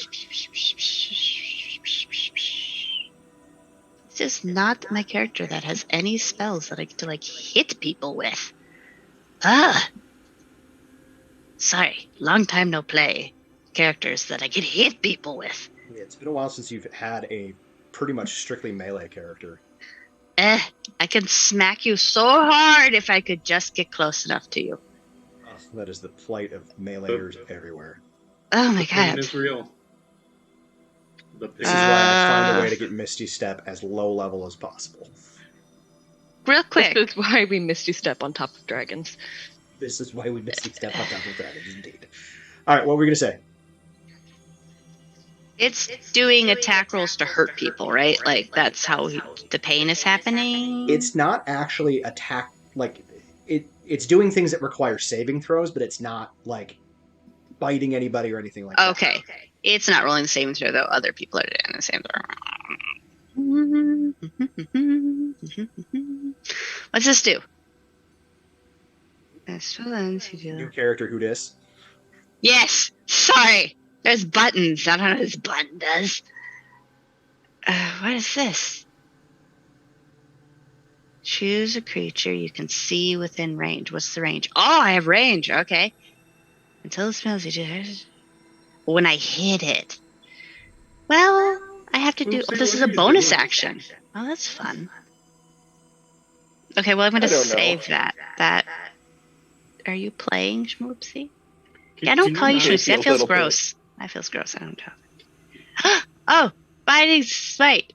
Attack with weapon. God damn it! Everything involves me hitting you with my. Everything paladin is going to be geared around hitting things with your weapon. May I suggest? Oh, he's not humanoid though, so correct. I can't hold person. May I suggest if you wanted to do like a smite, you could, as a bonus action, you could cast it and then ready an action, and then it'll go off on your next attack. Where the hell is smite? You have like a wrathful. It's a spell. Ah! No, it's not. I mean, there is a spell, whether or not. Oh, I have a branding smite. Branding smite might be the way to go. It's up to, what is the bonus action? Next time you hit a creature with attack weapon, you there's a spell on.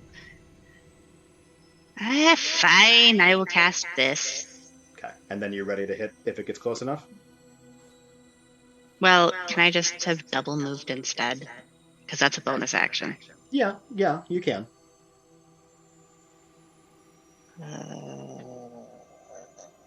Fine. Okay, where's my character? Which tab? I feel that in my fucking soul. Okay, fine. I don't fully double move. Actually, not that this matters because it's large size now, but I am going to stand between myself and the cackling, guffawing Lyle. I don't know if it's going to help Lyle in any way, shape, or form, but that's where Anissa is. And Anissa's ready to smack this thing. Got it. Chapel. As a bonus action, Chapel will order Vigil to protect Melisandus. Then Chapel is going to move up to, like, there. Okay. And take an aim on the creature and go, note to self. When dealing with a furry creature and causing its aggravation to the detriment of the party will now be known as Lyle's Folly, and I'm going to shoot twice. I just needed to unmute for that. Oh, that's good. All right. Lyle, like, wheezes out a rude in the midst of all of the cackling. Sadly, the first attack roll is not great. Oh, and it's a nat 1 on the next one. So the especially the second shot, it goes wide. But So yeah, for you those see the that, first one just kind of like ruffles its fur between its ears. The second one just kind of shoots way off into the deeper part of the stacks. yeah, for those that are observing, his crossbow is working, or their crossbow, pardon me, is working surprisingly like Van Helsing's crossbow. But that's it for Chapel, and then Vigil will move, and then I guess ready in action to either attack or move, depending where Melisandus goes. Okay, Tuppy and Melisandus. Melisandus, are you doing anything? Melisandus will heave a long-suffering sigh at being interrupted in his note copying. And then we'll move. I believe I can get here with 30 feet. And that should be within line of sight of the Nash, right? Yes. Give only because it's as large as it is, but yes. Okay. Then I will move there. And I will cast Mind Sliver. So it gets to make an intelligence saving throw. Okay. You have so many fucking tabs right now, y'all. I just used Vigil's ready to move in front of Melisandus since the threat is there, so that's it. All right, in saving throw. Well, I rolled a 19 on the die, which means it is a 15. All right, perfect. DC is 16. So it will take... Whoops, did not mean to roll that twice. 8 points of psychic damage. And the next saving throw it makes before the end of my next turn, it has to subtract 1d4 from it. Mind Sliver is a delightful spell. It really is. It is, yeah. It's very... It can be very underrated at times. Mm-hmm. Well, given that you did that, you see Tuppy sees what you do, and then just kind of, all right, I'm gonna cook it. And you see it like turns, looks at the creature, opens its maw, and like this spectral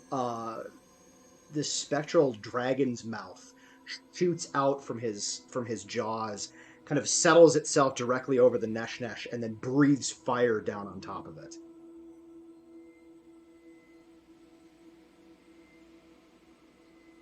We have to roll a thing. And it has disadvantage, because you hit it with the thing.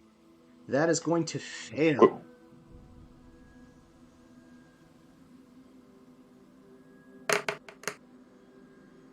So it takes 7 points of fire damage.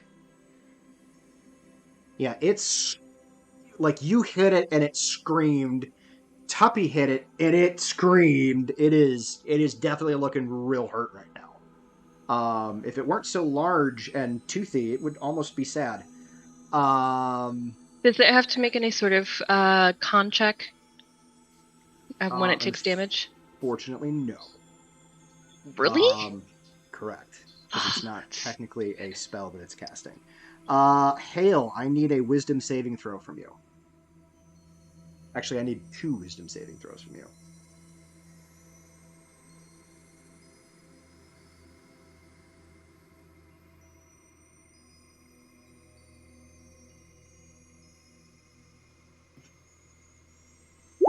The first is a 12, the second is a 21.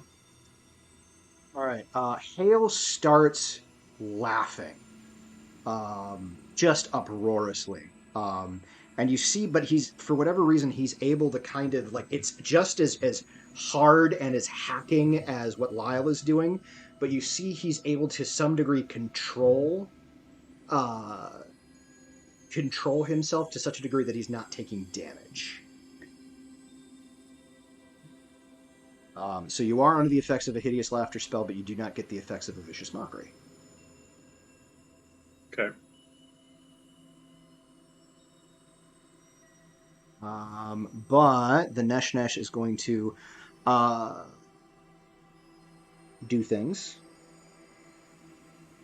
Because it now has 2 people laughing for it.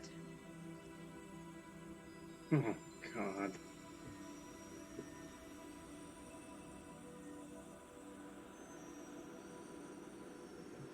Is your shadow, Phoenix, is your shadow corporeal? It is.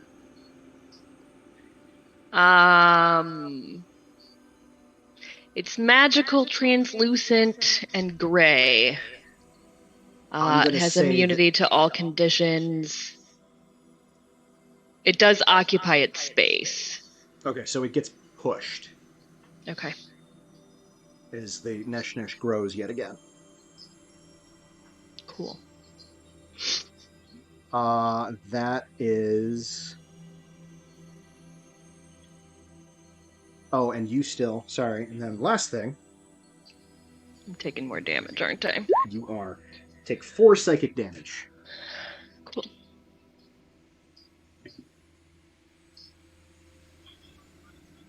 So yeah, you see her hacking up... Them, sorry. You see them hacking up just more and more blood. Blood starting to trickle down their nose, out of their ears. It is not a pretty or pleasant sight.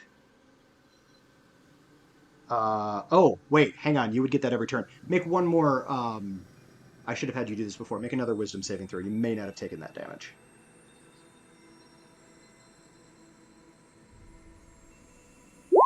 $19.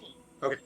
Take that 4 back. You did not take that damage. So yeah, you're able to kind of control how hard you're laughing, so it's not quite as deleterious to your inner functions. I'll take it. But I'm still laughing. But you are still laughing, yes. Basically, all of your force of will at this point is being dedicated to keeping yourself from like hemorrhaging on the inside from laughter. Thanks, right, I hate it. Y'all said it was so cute, and it was until one of you attacked it. Hale, make a wisdom saving throw. 2 wisdom saving throws, please. Got a 6 and an 11. All right. You are still laughing. And this time you are going to take damage. I have to decide if this is happening on... This is going to be happening on the Nesh Nesh's turn. So, when it's... Right? No. Yes, okay. This will happen on the Nesh Nesh's turn. You will take damage this round, but it won't be... Oh, sorry. This is what happens when you homebrew monsters. It makes more sense to do it on the turn where you make the roll. So we're doing that. So you're going to take that 4 points of psychic damage. Did Anissa get any owies? Nope. Okay. Nope. You can only target 1 person per turn. Score. So Hale is that. Lyle, make me 2 saves, please.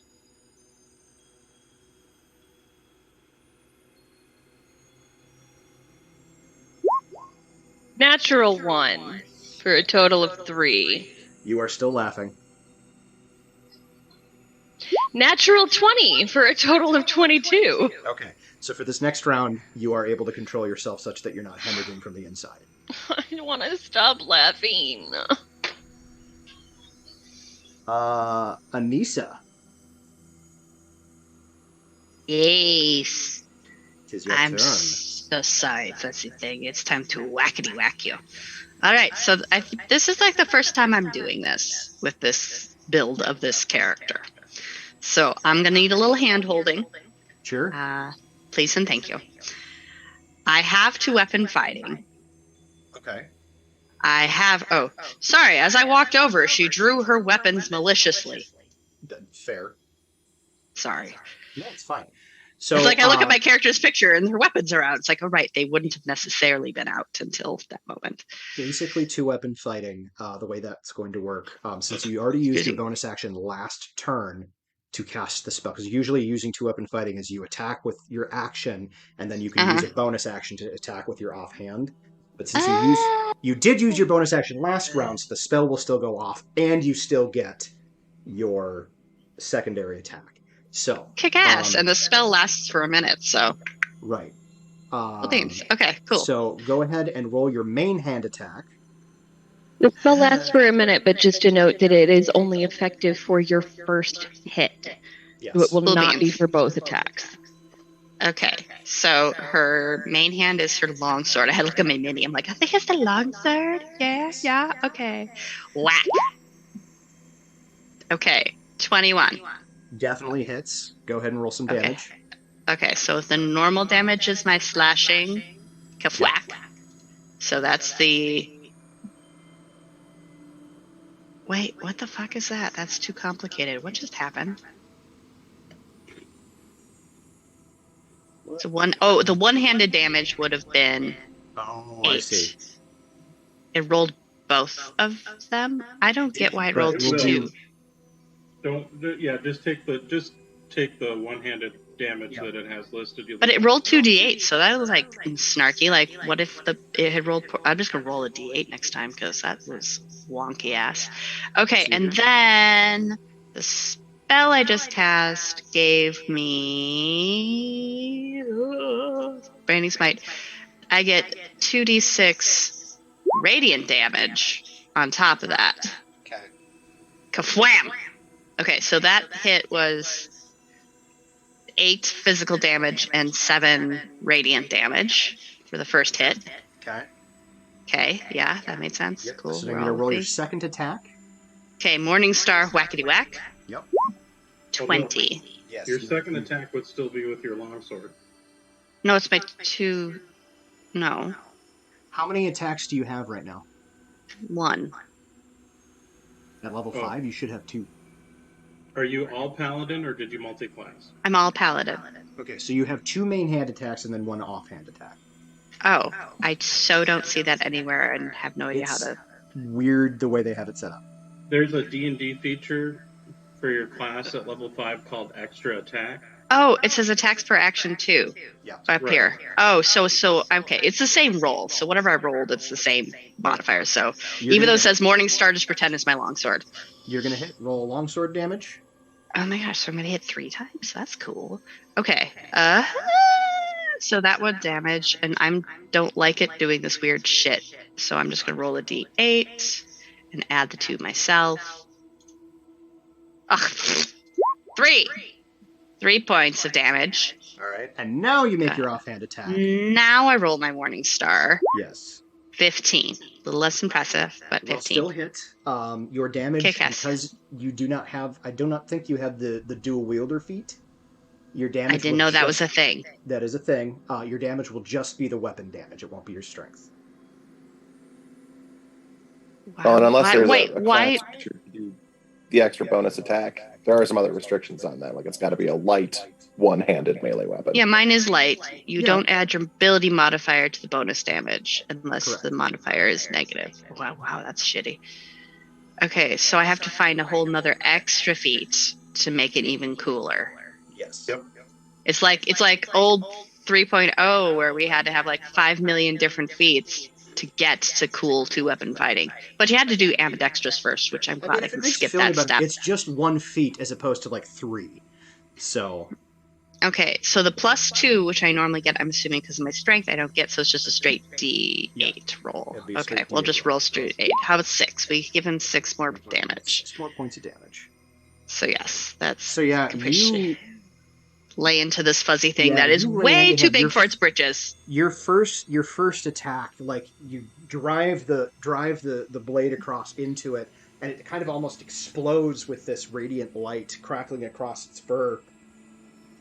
That you know that smell when you're caramelizing something and you've caramelized just a little too hard. Yep, burnt sugar there. Kind of what you're getting right now. And you follow up with one more slash, and then thump this thing right into the center mass of this creature. It screeches in pain. It is still up, but it is looking real bad. Not Lyle. Chapel. We'll shoot with the light crossbow again. Does a 15 hit? 15 hits.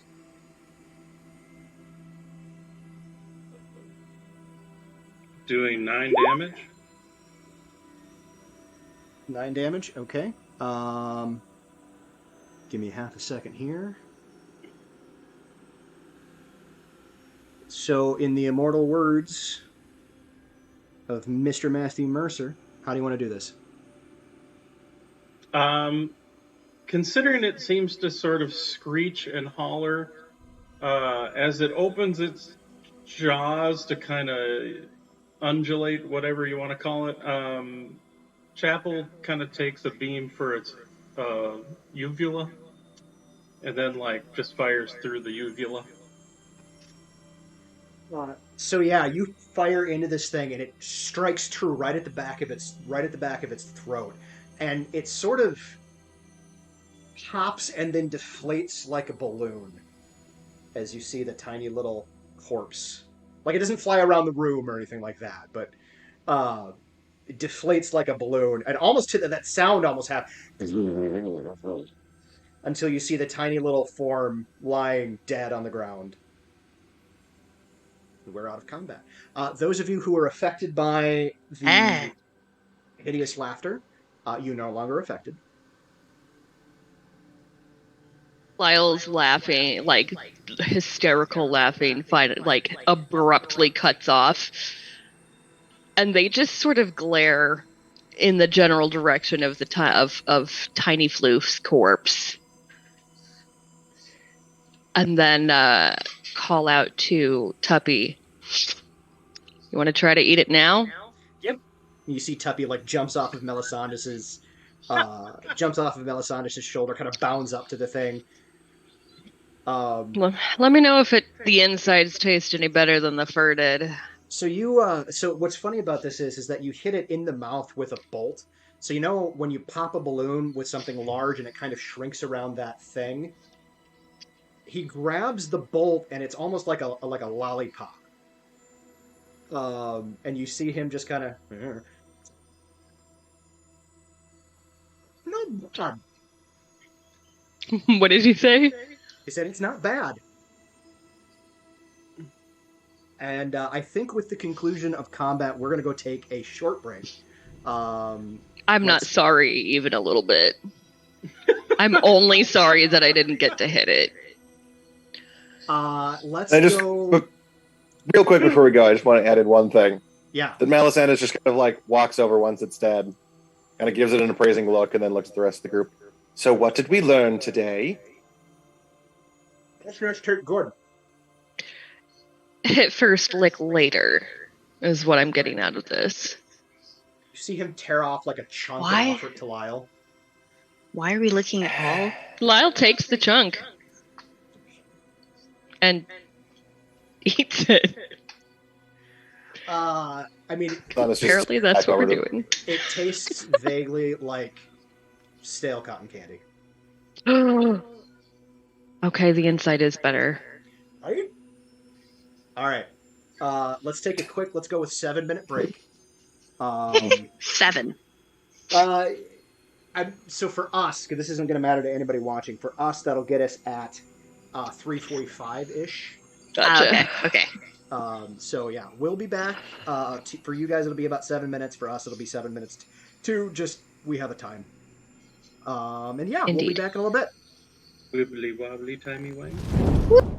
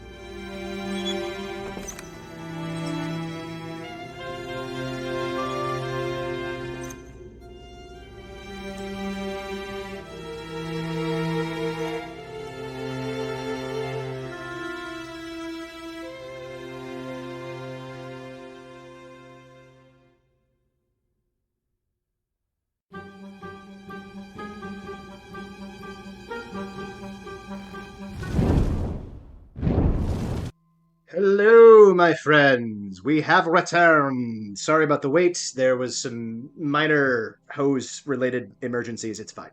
Everything's fine. Nobody currently on stream is wet, unless you count sweat. At any rate, so we left off after the party engaged with the Nesh Nesh, which seems to have some capability of absorbing laughter and adding to its aggregate size and apparently health, which was all kind of came crashing down around its ears when it took a crossbow bolt to the uvula, which is, I'm sure, very painful. It really At did any come rate, down around its ears. Its ears shrank in. yeah, very literally. The pseudo dragon Tuppy bounded over, started eating it. Lyle took a chunk. It was tasty, and that was where we left off. And we're going to hand wave a little bit here. The rest of the room, as you explore it, is pretty banal. There's other various laboratories. There's you're in a big library, which seems to have a lot of general knowledge, but then you find one room that is a smaller library, which appears to be designed to be more specific stuff. But again, all the books in that room are filled with this weird spiral language. The only item of interest that you did find was the book with the brewing notes. Honestly, do you copy it down or do you just take the book? No, I would copy it down. Melisandus would find it rude to just steal the notes, but he doesn't need that physical book. He just needs the information contained therein. So he would take the time, copy down the notes, get the information, and once that was done, he would move on to the next room.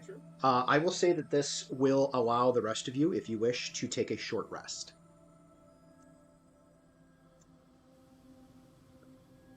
Sure. Why not? If you want, Melisandus, Chapel can assist with the documentation just to speed up writing it all down. Unless it's only one book and they can't. But it sounded like it was maybe sheaves of paper or something. If we're taking a short rest, can I use my second wind to heal and then get it back? Yes, you may. Yes. Thank you. Yes, I would say that is an efficient use of your resources. I think so too. Okay. Once you're all done doing your short resty stuff, I think the only people that took damage was Lyle. I don't think. No, Hale took a little bit of damage. I was going to say, Hale took 4, I think. Hale took 4 damage, but...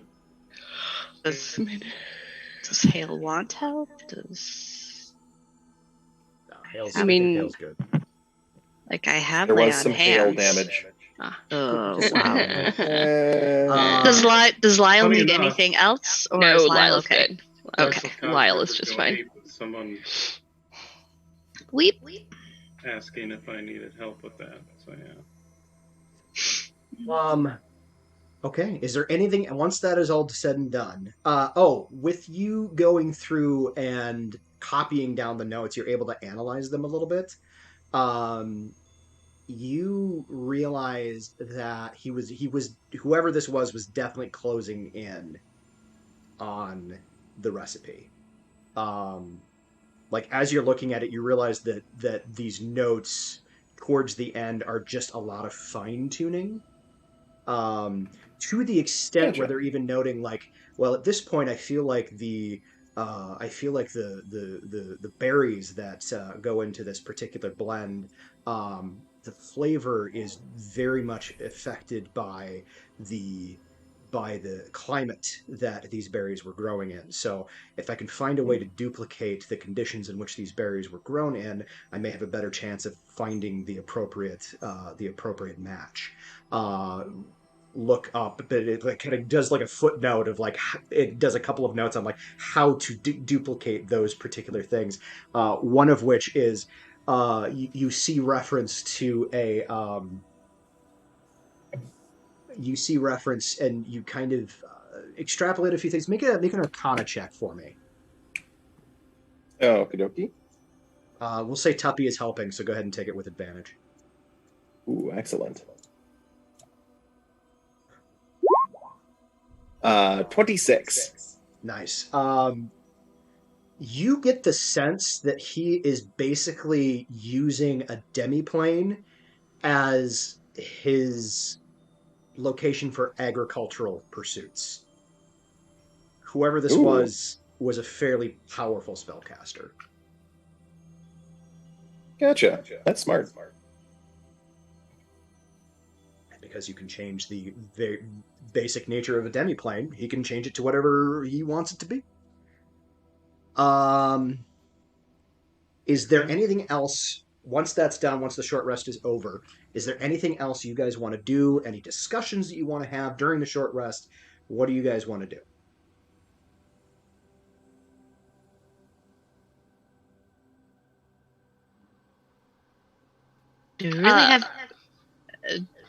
Do we really have any idea on what that was supposed to test or observe or?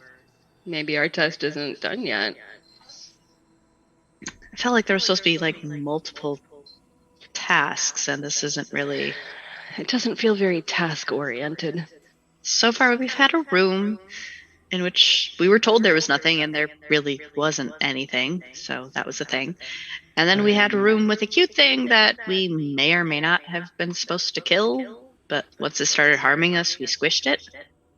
I'm highly certain it was not gastronomical. I take another bite and just stare at Chapel. I'm pretty sure we weren't supposed to eat it. I'm obviously we can. We are. Well, not we. Some of us. I mean, if we're not supposed to eat it, why did they make it so tasty? I got nothing for you. Tuppy has a point. I feel like Lyle is full on just hanging out with Tuppy. Right. Munching on floof together. Near the end of the long rest, you see him like literally lick the bolt clean, and then like bound up to Chapel, and goes, "Here you go." Economical. Hands it to.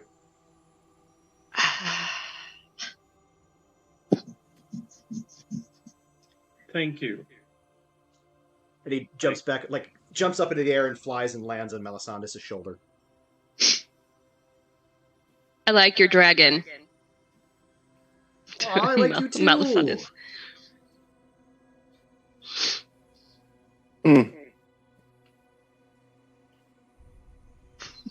That's all I get. I love it.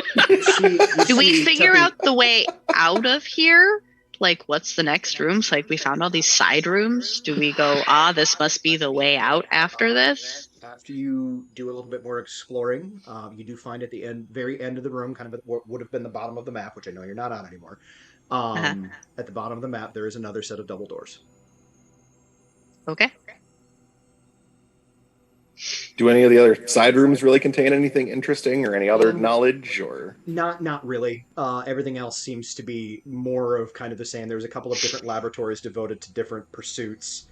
There was one like breakout library, which would be the kind of like you understand, basic how library like this kind of thing works. This would have been like specialized knowledge. So like while everything out there was like reference and general knowledge, what would have been in here would have been more specific knowledge. But because everything in here is written in that weird spiral language, you don't really know what that specific knowledge would have been. Gotcha. Okay. Then Melisandre is fine with leaving. Okay. You guys move on? Yeah, let's go to the next mysterious room. Lyle, I understand you have self-choice, but could we maybe not lick the living creatures we find on this adventure? You realize that by asking me not to, I'm only more likely to do it, right? I suspected as such, for I have Just, had friends who being reacted straightforward. Yeah. that would have reacted in the same way. Yeah. But Your advice is noted and will be. just remember how painful it was after the licking. I mean, it only hurt a And- little bit. It was worth it. Lyle says, as while they are fully healed, but their throat is still really sore, so their voice kind of sounds a little like this. I'm just kind of like wiping blood from my face. It's fine. It's worth it. You still have hair stuck in your teeth. And then Anissa walks away. You're like, oh, hey, there's what that was. Oh, thanks. That was bothering me. All right, you move on to the next room.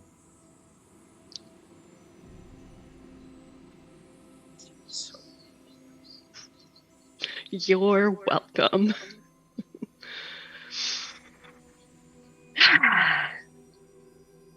Okay.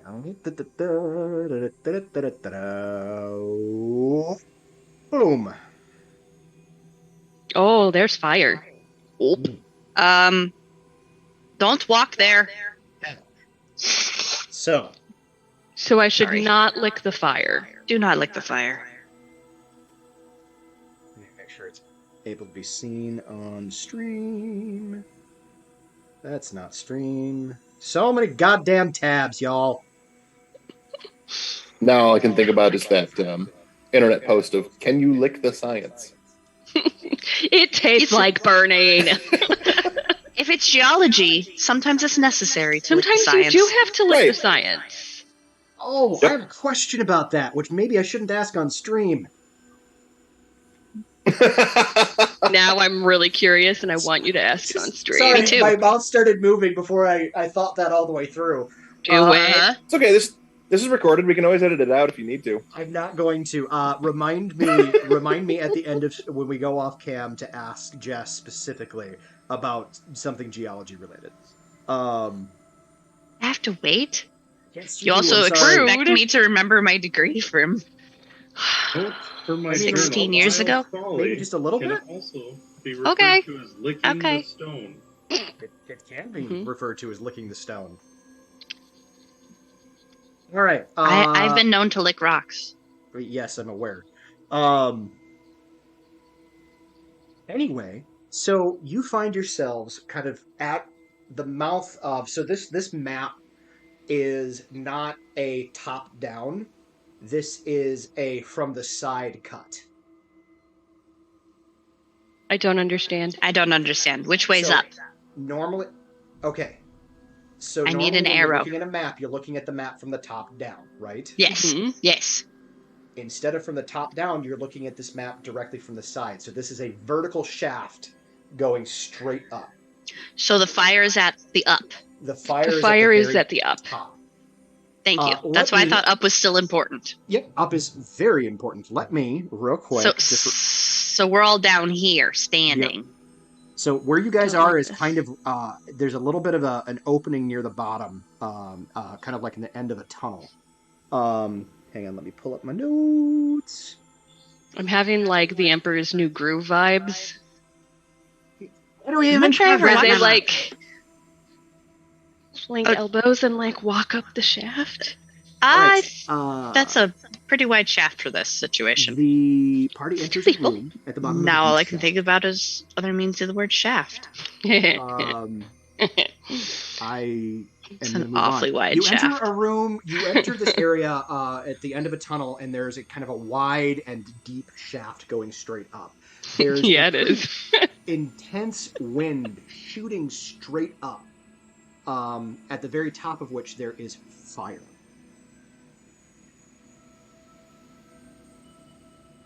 The way you're looking at this is let me get the right, god damn it, son of a bitch. So the first 10 feet, the wind doesn't seem to have any effect, but like as it gets, like, you can feel it moving around, and like as you step in, like your hair kind of whips around your head and what have you. Um, but after 10 feet, you can kind of, even just looking, you see the wind, almost see the effect of the wind kind of moving up. At one point, like, one of you had like a little like piece of paper that was kind of hanging out of a pocket, kind of flutters out of your pocket and just kind of shoots straight up with incredible rapidity and disappears into the fire. Okay, it's a fire vacuum. Okay, so it's like sucking things up toward it. Anything that goes over 10 feet seems to get sucked up. On the floor, there appear to be 4 stone boxes.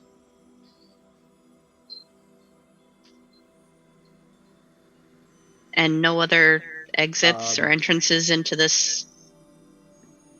Well, hang on. KV On the shaft floor, thing? there appears to be 4 Okay, stone sorry. boxes, and then there's some kind of hardware affixed to the floor. As far as anything else, go ahead and make a perception, make a perception check. Perception. Could I do investigation? Yeah, if you want to take the time to investigate, you can. I didn't see jack shit, even with advantage. I rolled a 3 and a 2. Oofta. I got 17. 20 perception for Melisandus. Okay.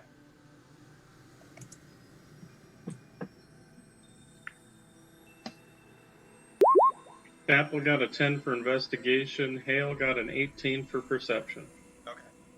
Hale, Anissa, and Melisandus, as you guys are kind of glancing around, you look around the bottom and there doesn't appear to be any openings or anything like that, but you kind of follow the wall up and you see on kind of the far side of the shaft from where you entered, very near the top, literally just below where this wall of fire is, you see an opening. Chapel, with your 10, you instead of kind of looking for an exterior, you kind of get distracted by what's on the floor, and you see these 4 stone cases. As you're kind of looking at them, you realize there's no locking mechanism. It looks like the lids just kind of pull off. You don't necessarily pull them off unless you tell me you do. No. But then there's also at the center there's a bit of hardware. As you look at it, it looks like an incredibly sturdy and mounted to the floor D-ring. Okay. A D-ring, eh? Yes, Phoenix, a D-ring.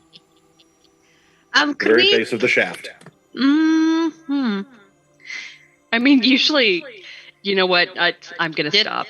Yep. Mhm. I am thinking that they need to get the top of the shaft looked at, though. There's something wrong there.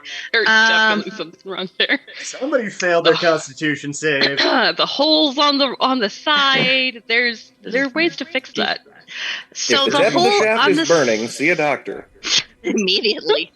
So could you make a little mark where we who could see it, the hole is, just to help continue the visualization, and so I don't forget later on. Leave a little square there, little dot, little ring. For some reason I thought it was just a hair slower, but apparently it was like right there. Yep. All right, hang glide right on up and swoosh swoosh, roll nat 20, and we're good. Yeah, there's no way that could go poorly. No, it's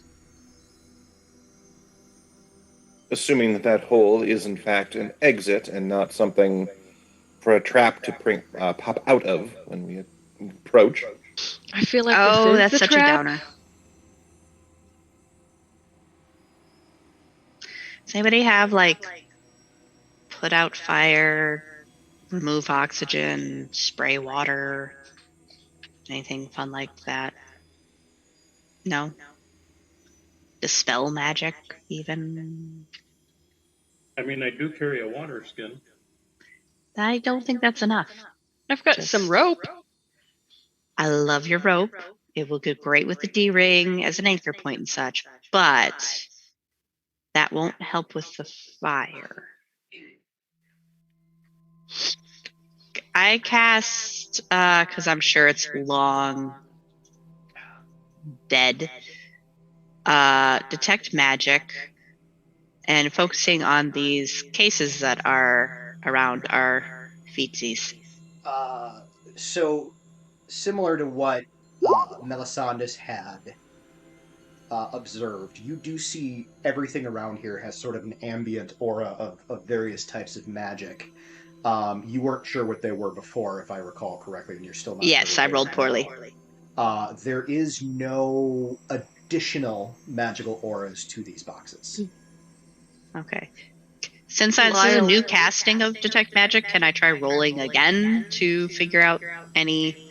Yeah, I'll let you make another Arcana check. It's like it's been a couple hours. It's a new What roll. it's worth, the Oh. lids to the stone Yeah, that did help. chests do not appear to be locked or by any means. Like I was able to nudge them. What did you And roll they on your moved. Arcana, Jess? 8. Yeah, you still have no idea. Okay. I should really stop casting detect magic. Does Chapel's nudging of the lids let me smell anything in the boxes?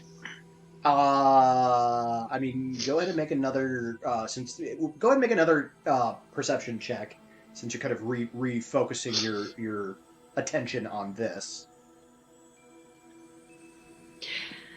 Natural 20 for a total of 25.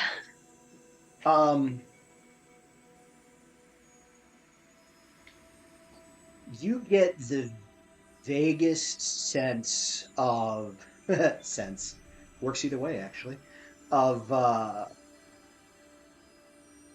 plant material, and it takes you rolled a 25. I gotta give it to you. Takes you a second, but you realize it's hemp. Oh, there's pretty sure there's rope in there, but they look at Anissa. I can always lick it to make sure, and like starts edging toward the box with their tongue out. Yeah, go for it. Yeah, lick the box.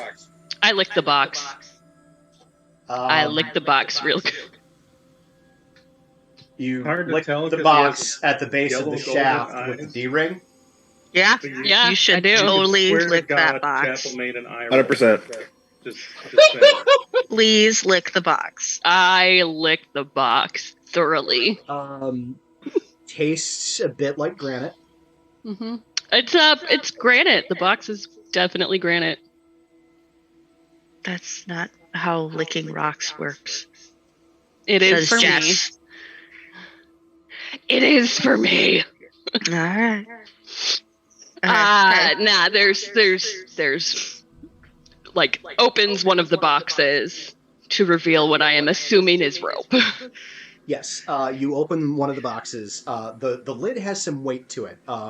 It'd be comparable, like it's not so heavy that you can't lift it, but it'd be comparable to like removing the lid from your toilet seat, right, or your toilet. Yeah. So it's got some weight to it, but it's not like extra heavy.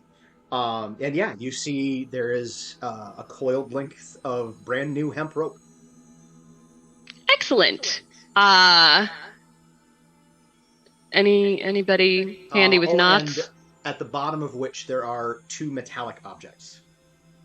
What are the metallic objects? They look like self-closing hooks. So in modern parlance, they're carabiners. Excellent. Anybody know how to use this stuff? Yeah, I don't go climbing. I understand the basic need and such, but that's...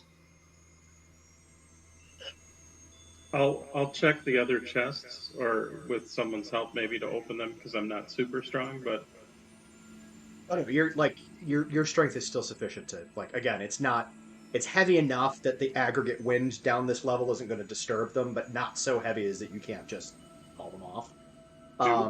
Inside each of the boxes there are lengths of rope. And there's one ring, anchor ring. There's an anchor ring kind of in the center of the floor. In each of the boxes, there's a length of rope, and then two more of these carabiners, sir. A total of 8 carabiners, 4 lengths of rope.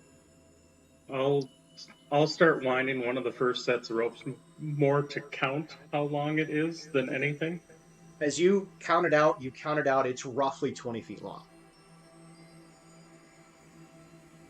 So there's about 80 feet of rope. Yeah, I as have- you kind of examine the other ones, you realize these are all roughly the same lengths of rope. So you have about 80 feet of rope. I also, for the record, have a 50-foot length of rope. Can I do math to kind of get a guesstimate as far as how high the pole is? Sure. I would call that. I mean, Do you have So here's the deal. I realize there's not like a math skill, but he's proficient with tinkers, smiths, carpenters, and masonry tools because he builds buildings. Okay. Given that, go ahead. What I'll have you roll is a proficiency plus your intelligence. Okay.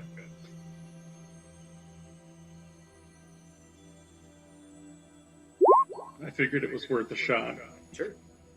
19.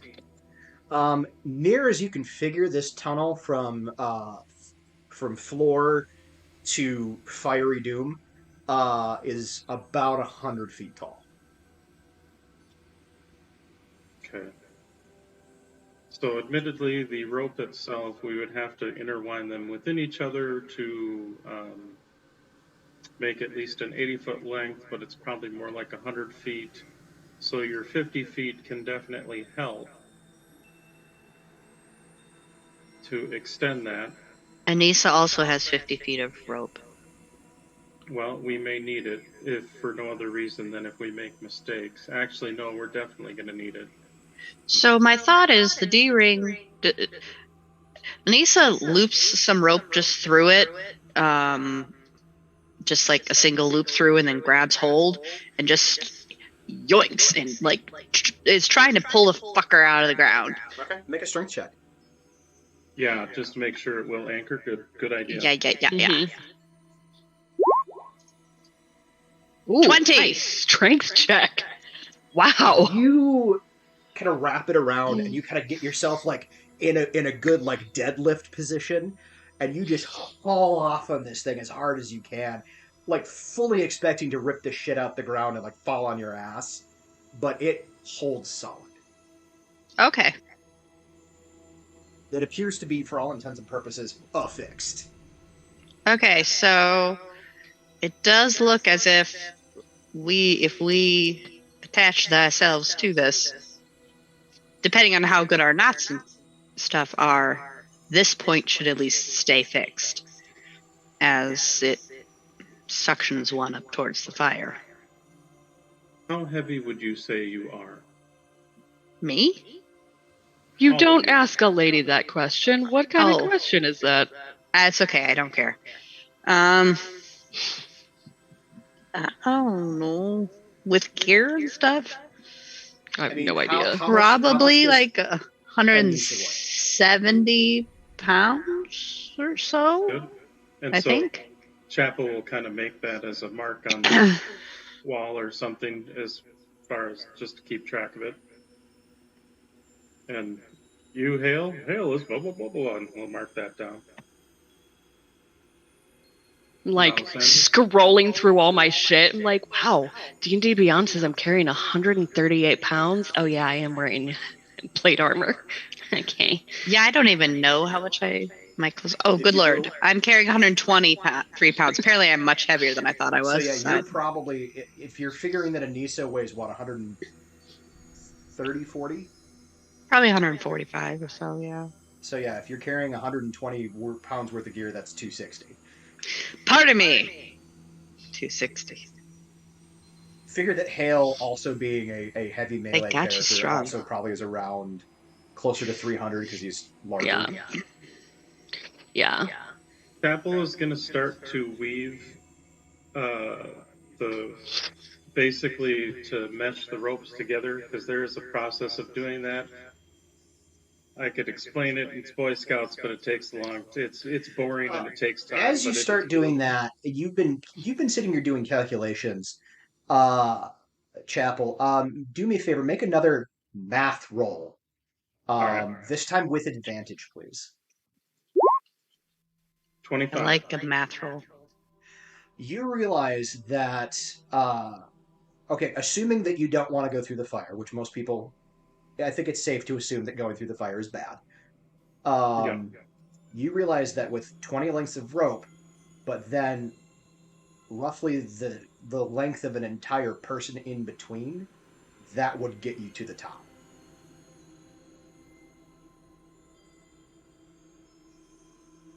The trick is that if you combine the rope, you're going to be about 20 feet short. Right. Yeah, but which is why we have That's how we the have rope.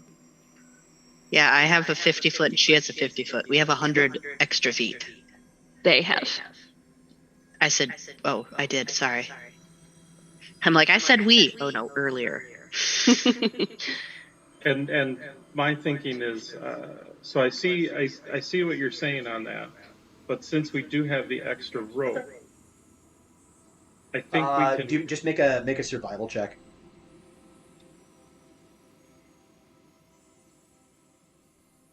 Does anyone have a good survival? The AIDS.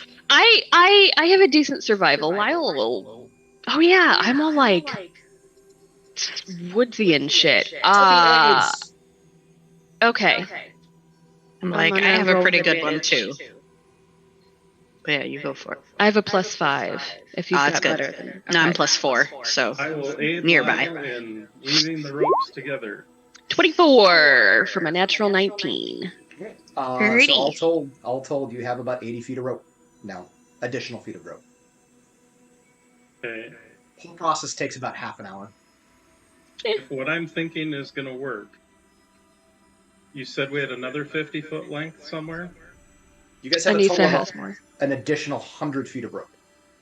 Because I have 100 and Lyle has, or sorry, I have 50 and Lyle has 50. We are going to put that all together to make All of one it? long rope.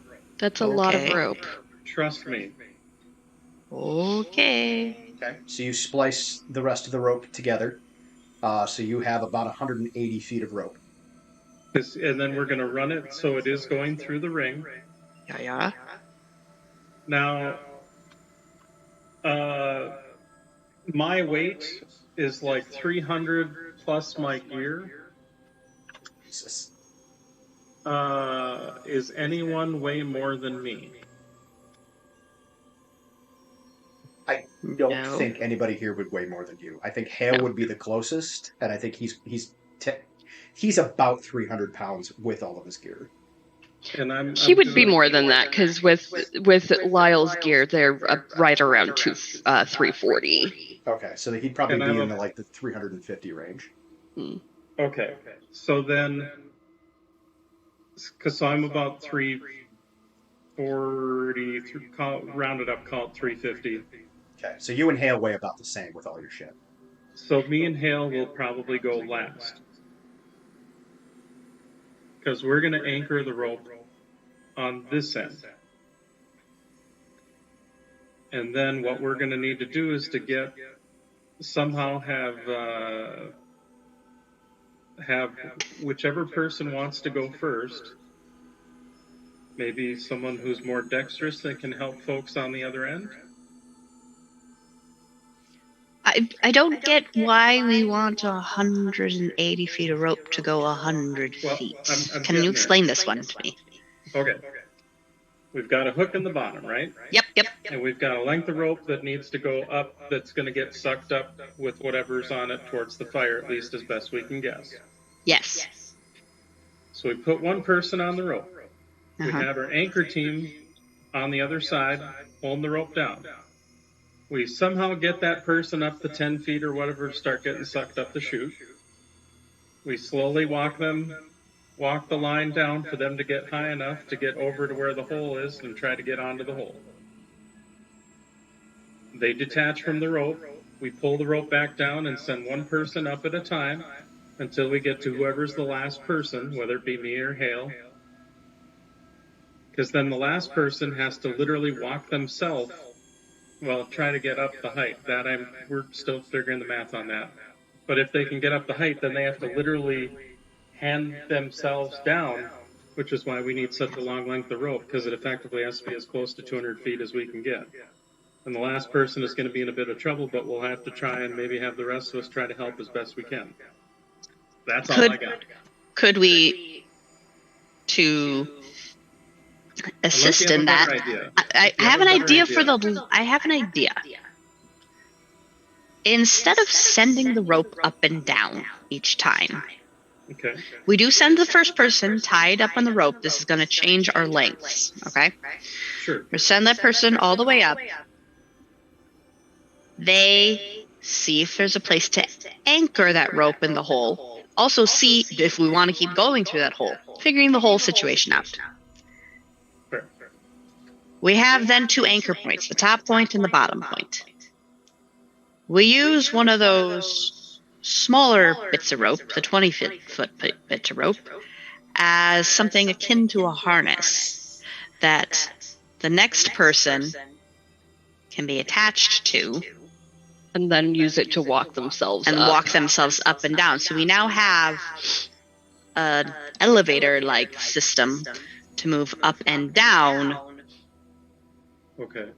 From there. Mainly my main thought, and maybe that doesn't work for all of us, maybe we get most people up your method, but the last person, at least, they don't need the full thing and we have to hopefully catch them and they don't die in a fiery death. We anchor it and that last person just uses that method so that they are safe. And that's fair. The trick is if I'm doing my math correctly, it's about 100 feet to get up there. Mm-hmm. So the 250-foot lengths alone aren't going to be enough to span the gap if we're trying to anchor it and need the extra rope to wrap around an anchor point or what have you. So how about... Well, hold on. And so we have the 20-foot lengths, but we've only got 4 of them. Mm-hmm. And as soon as we use one of them as a harness, so say we use one as a harness, we have no way of getting the harness back down the rope. Well, as I just said, why don't we just use the harness for the last person as I continue to talk it out? So we use your method for the first chunk, but we remove the major risk factor. So we have then 160-ish feet for doing the up and downy, uppy downy thing to get everyone up there. The final person who gets helped up helps anchor it. And so it's now anchored at 2 points and final person. Like you or whoever. They use that last 20-foot piece of rope and they go up in a direct line. So we use a combination of your method, which helps get most of us up there safely. Sure. And then that works. And then that. But there is a contingency on all of this. That we're strong enough to hold onto the wall and resist the wind at the top. Because otherwise, person number 1 is just stuck up at the top really close to a fire going like this. I mean, I realize there's kinks to the plan, and that's... it's not a perfect plan by any means, but I mean, if we try we could try to... It relies on everybody being strong enough to potentially bear the weight of the next person down the line. You could try to put a person in between each 20-foot length, and you might be able to get the 100-foot stretch, but it would require everybody to be strong, and I do not have a ton of strength. Admittedly, my option at least uses our weight as a thing. Then it's not less about strength and more about hoping. I got this. Send me first. Let's do it. Let's do this. I do really like, Chapel, your anchoring concept. I think that is a very good concept. But one of the things I worry about is we notice that the wind seems to get stronger as we go, that the force on that person, they're pulling this much down low. They're pulling a whole lot harder up top. That's a good point. I'm worried about that. So here's what we could do. Since we have the extra length, at least to begin with, we could take the stone chest and put it on the very end of the rope that's being anchored to add the extra weight. I'm not opposed to this. I think my biggest worry now is I think we do have, with your method, a very good way of getting someone up.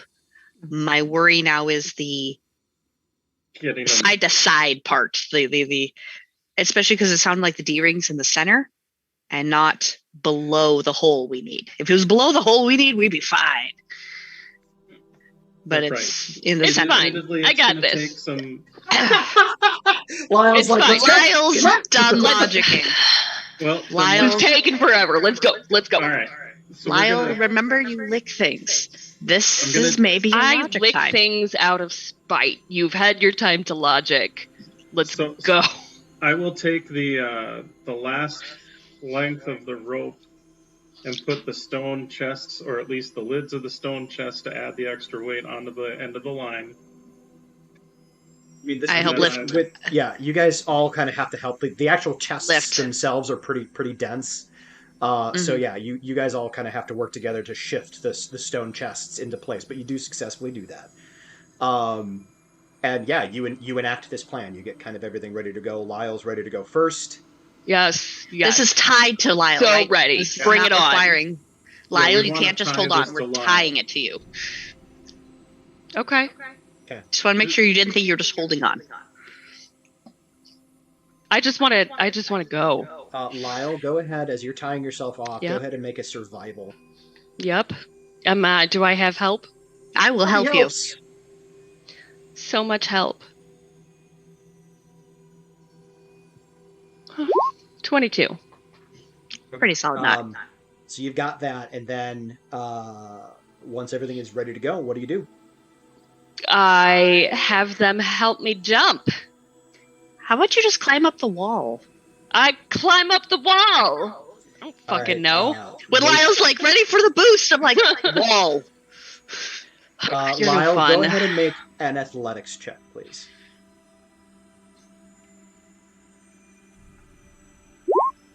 19. Okay, so climbing that 10 feet is not a problem. Once the wind hits, however, I need you to make just a raw strength check. I mean, am I trying to hold on to the wall? Are you trying to hold onto the wall? You tell Are me. they holding on? Are they holding on to the rope? Yeah. Yes. Yes, but wait, Lyle. You have to try to hold on to the wall so you can get to the hole. Because otherwise you're just floating in the middle at the top with no way to reach the wall. I Sorry. humor her and try to hold on to the fucking wall. Make a strength check. It's a 10. New party feels, y'all. It's a moot point because Lyle loses as soon as the wind hits. It jars them so harshly Well, that they They shoot. tied those fucking big chest lids to me. So, like, if it were just me, maybe I would have been fine. But didn't you guys tie the things on? No, they're No, tied it's to at the It's at the end of the other rope. end of the rope. Okay. It's only Yeah. tied There was to you. so much logicking. I was getting so fucking confused. It's the very end to make sure if we Yeah. lose grip, we don't lose you. I All get right, it now. So Lyle starts to shoot up. Lyle was too busy grumbling at Anissa. It's fine. Right. Lyle starts to shoot up the shaft. Like sperm en route to an egg. I need for whoever is assisting and Hot. trying to guide their ascent to make. You can do this either as a group check, or you can have one person roll with aid. Real quick. We had the rope tied off at maximum length before she'd hit fire, right? Yes. Yes. So even if we aren't containing it, it doesn't matter if we lose it. She's just going to go at the end versus Right, but kafoosh. that would qualify as fundamentally 100 feet of fall damage. Falling. Which is, I know. I'm just making Yeah. sure that she's not at Okay. least the fire part. Mhm. They're not And- doing that. And assuming that the lids and the knots all hold. Well, Hey, there's they also were good people knots. holding at the There's- bottom too. Like there's multiple contingency plans here. So here's your option for those of you. I think Hale is for sure holding on to the end of the rope. I imagine Chapel was as Anissa well, I probably think. is. Chapel, are you as well? Yeah, if anything, Chapel will kind of loop it around Themselves. as a Okay. as. Do you I want to kind make of figured a group? Chapel's probably the last anchor, but Do you guys want to make a group strength check or have one person roll with advantage? What does a group strength check look like? Basically, you all roll, and if you have multiple successes, you succeed, or you rely on one person who has the help other action. I'm not great at strength, y'all. since I'm just literally basing this off my weight, I choose to aid another. Okay. I have a +2 to strength. I would roll, and I would love to be the advantagey person, unless Hale has more strength than me.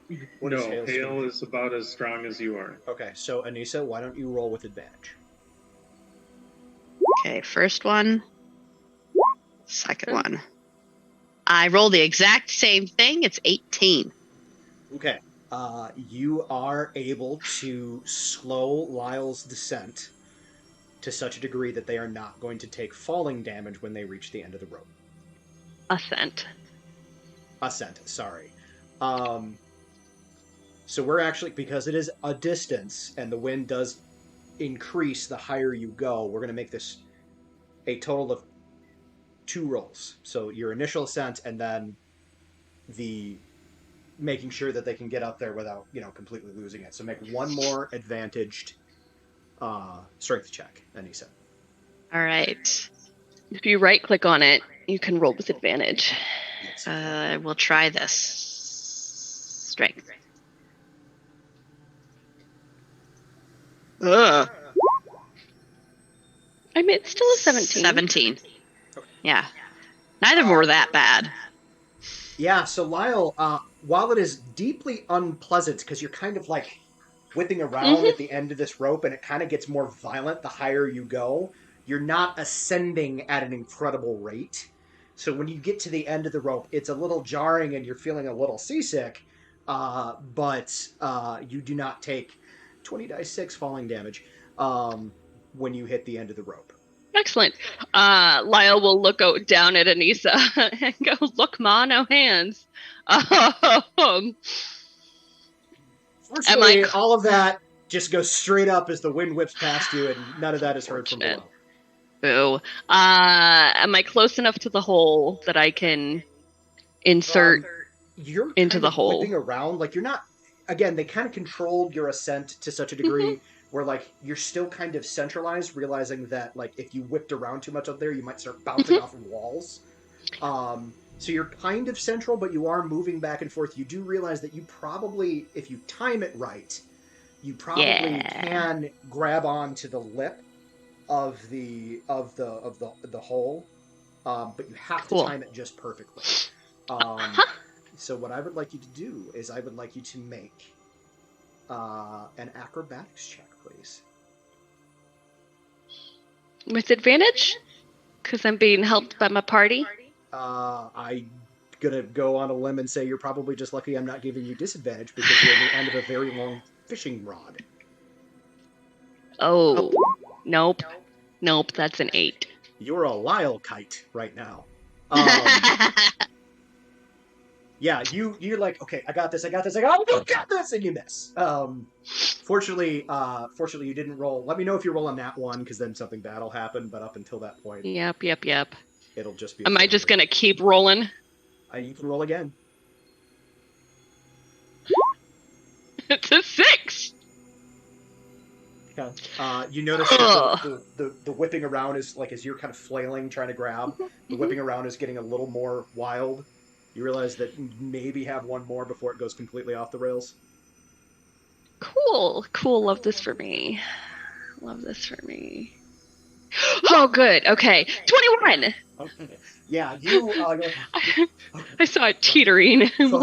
Focus, and you manage to grab onto the lip of the entryway. As soon as you grab on and kind of pull yourself in, the wind kind of loses its purchase on you, and you kind of are now dangling from the entryway of this tunnel. And sure enough, kind of at the top of this tunnel, there's another D-ring. A chapel. Okay. I can't shout at them because none of them will hear me. Correct. So,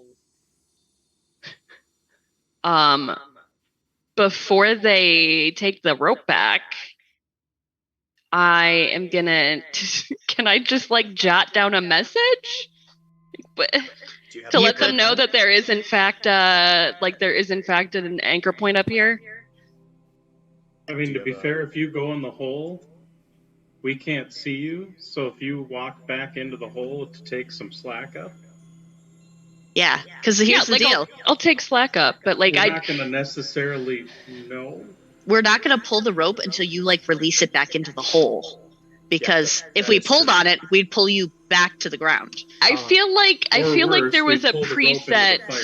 I feel like there was a preset like tug 3 times real hard. With the wind, we might not be able to feel that though. I think ultimately the conclusion would have been you throw the rope back into out the hole, or give us like a thumbs. I'm 100 feet away. Yeah, but there's fire, so you can see you. I will jot a message down and just say anchor point up top, and like bundle it up so that the extra rope isn't going to hit the fire. Okay. And then shove it out the hole. Bundle. Yep, and shove it out the hole. All right. So a second later, Chapel? the rope flips out to the middle. You guys pull it back down. Hey, Chapel. As we're pulling the rope down. Yes. They were really lucky to grab that hole. Uh-huh. Yes, how are the rest of the not so strong people going to grab that hole? Now I'm here to help people grab. Hopefully with Lyle's help. Hey, Melisandus, you're next.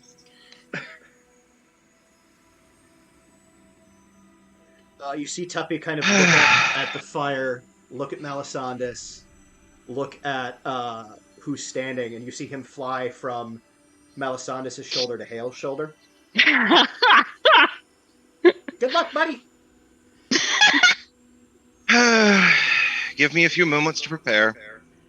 I'm sorry, but you honestly, my logic, and you are allowed to argue with me because this is your life and your body, but you are not physically super strong. We need to know that other people can get into that hole with Lyle's help.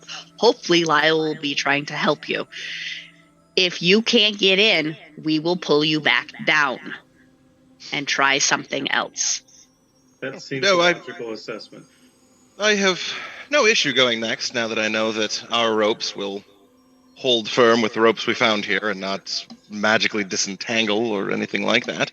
Just give me a few minutes to prepare. That was an option? You didn't say anything about before Lyle went up? I'm like, why didn't you say anything about that? You asshole! Seriously. Well, Lyle was done with strategizing and logicking and wanted to go now, so... That's true. Why is Anissa We haven't at the gotten... top? That's not Anissa. No. This is Anissa. Lyle. Anissa's the purple one. Yeah. Lyle is over here now. In the hole. Anissa played around because I was just like looking, but Anissa never actually stayed up there. And only reason Anissa was up there is because I can move my character. I can't move anyone else's. Interesting. Okay. All right. So, Melisandus, what do you do to prepare? Melisandus is going to ritually cast Unseen Servant. Okay. And then is going to have the Unseen Servant kind of going up the shaft with him. You feel Joffrey's presence enter the world. And just for Lyle's perspective, it takes 10 minutes to cast it ritually, so 10 minutes goes by. Lyle's like, Why? Wait, what just happened? Why does everything take so bloody long with this damn group? And you've only been hanging out with us for a day. The wizard is casting a ritual spell which takes 10 minutes plus 1 round. Okay, while he does that, Anissa's player is going to go grab something real quick. But that means I can't hear for just a moment. That's okay. right. 10 minutes transpires. Yep. Joffrey enters the world. You feel Melisandus will allow the rope to be tied around him. Okay. I do need a survival check from somebody. It will be with aid. Okay. Lyle can't do it. Nope. I am up top. I would like Hale to make the roll. No, we'll make the roll with advantage. Oh, why did I say that? That's not. I was looking at his charisma, not his wisdom. Okay, never mind. Well, screw it. My roll is not even as good either, so that's not. Fine, I'll roll it with advantage. There we go. So 20. That's not. 20's pretty good. Yeah. You tie off. Are you going to attempt to climb Melisandus, or how are you going to handle this? You got the 10 feet. I mean, I guess I'll attempt to climb up the 10 feet. I don't have high hopes for myself in that, but we'll give it the old college try. Make an athletics check. Athletics. As a bonus action, I will tell Vigil to quit guarding Melisandus. Vigil, Good Vigil call. sits. Fair. 7 on athletics. Yeah, you are not able to climb up.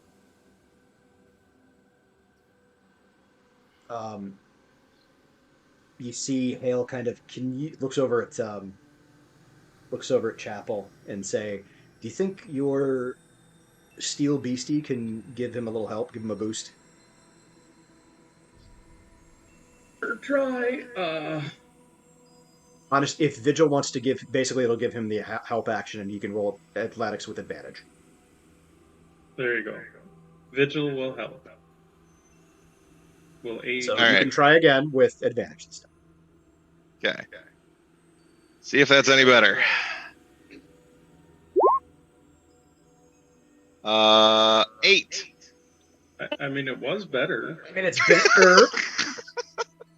Do I not still have to enough. roll the strength check to make sure he doesn't get falling damage? He's not even up the 10 feet He's not yet. even up to 10 feet yet. Oh! Sorry, Jess walked away to the bathroom, so I missed that. How tall is Hale- Chapel? Can Melisandus Hale walks climb over up to- his shoulders? Hale's gonna walk over to help Melisandus up. I'm gonna stay on the rope. Hale suggests that if he's not going to climb up and hang onto the wall to climb up the rest of the way, that maybe you should start at the center of the room, just so there's less likelihood that you'll slam into the wall if things go poorly. Yeah, that's fair. I will say, with Hale's help, because of how tall Hale is and all of that, you are able to get into the wind part. This time you're kind of expecting it. I do need. We'll go with. If you want to go with what we did last time, Anissa, you can make an advantaged strength roll for your first half of the journey, or for Melisandus' first half of the journey. All right, 18 for the first half. Okay, and roll for the second half. First half goes off without a hitch.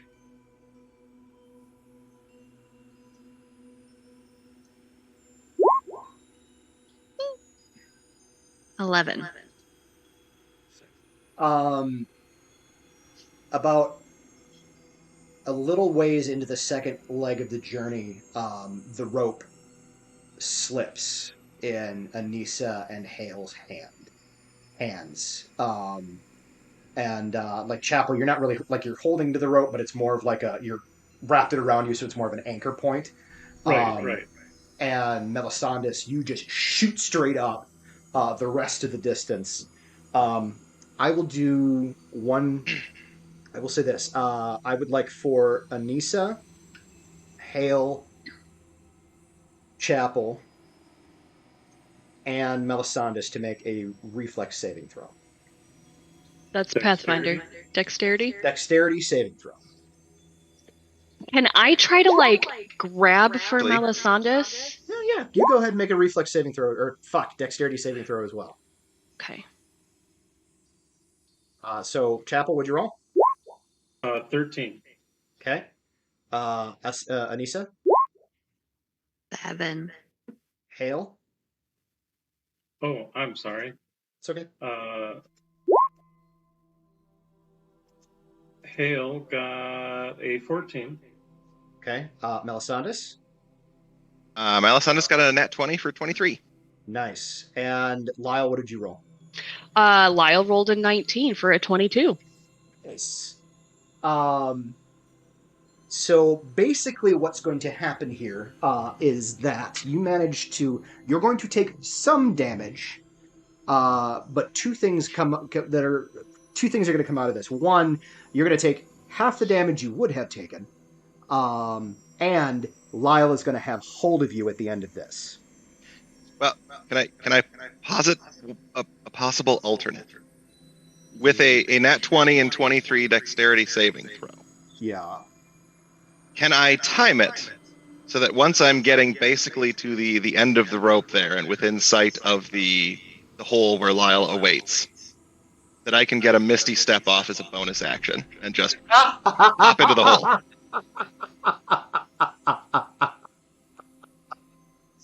I like that. Yes, I think with a nat 20 on your dexterity saving throw, I'll give that to you. So yeah, Hell like yeah. you're like, oh fuck. It's like you guys are scrambling to hold onto the rope. The rope's kind of going through your hands, your fingers. You're each trying to like grab, get a hold of it, so you can slow him down. Lyle, you're like, okay, he's coming faster than he ought to be. You're kind of like grabbing onto the D-ring and like reaching out to kind of grab him. At the last possible second, right when he gets within about 30 feet of the top, suddenly he just disappears from inside the rope and just reappears directly next to Lyle. Well, my contingency worked actually better than expected. Just slow blinking at him.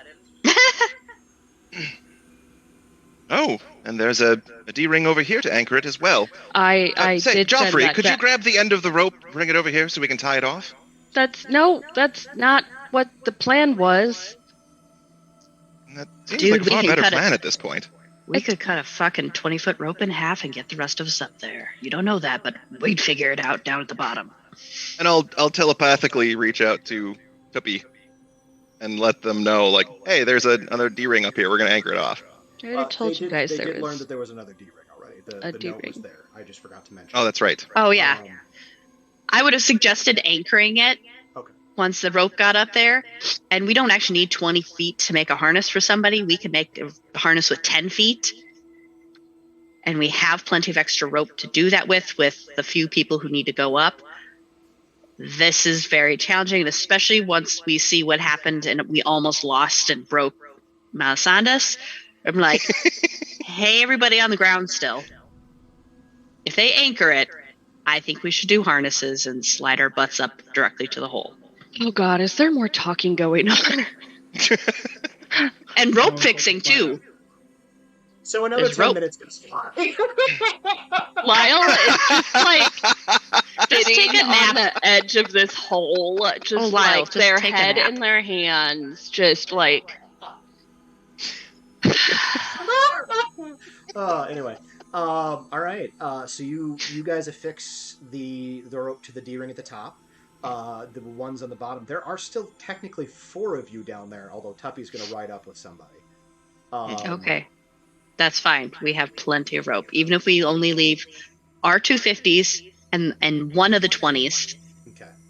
tied, that's plenty to get the angle and all that stuff. And that means we have 60 feet of rope to make. So here's how Or we're gonna harnesses. handle this. I would like for whoever's going to be manning the creation of the harnesses to make Yes. an advantaged survival roll.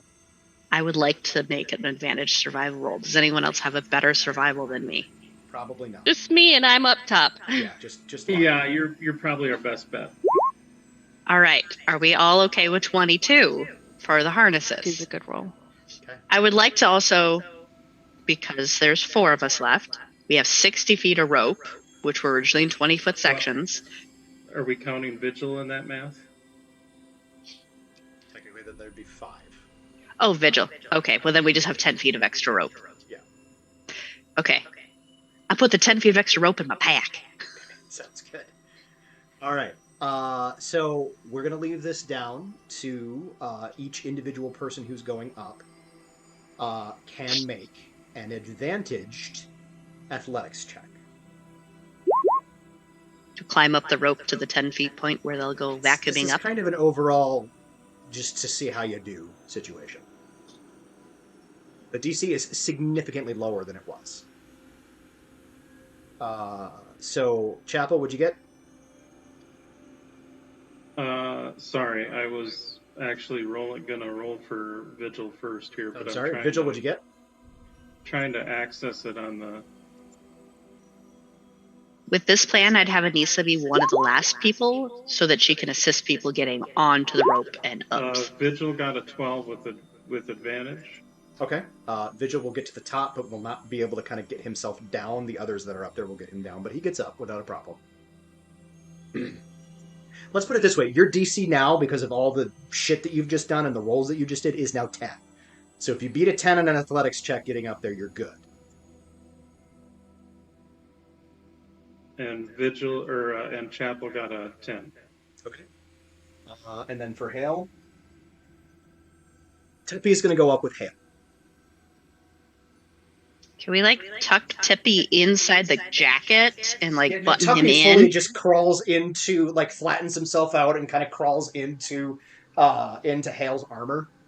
This sounds like a good thing because otherwise Tippy's going to get vacuum sucked right out of whatever mold he did. Tuppy's he's a pseudo dragon, but he's a cat, so he seems to just kind of fill in the empty spaces. 18 for Hale. Hey, yeah, no problem. And then Anissa, you are the last. All right, advantage. What is it again? Athletics? Yes. Watch, I roll 2s. Oh, nat 20. All right, 22. So you guys get to I the do very a top. style. Everybody's up.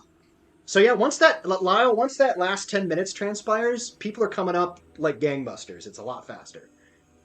Thank God.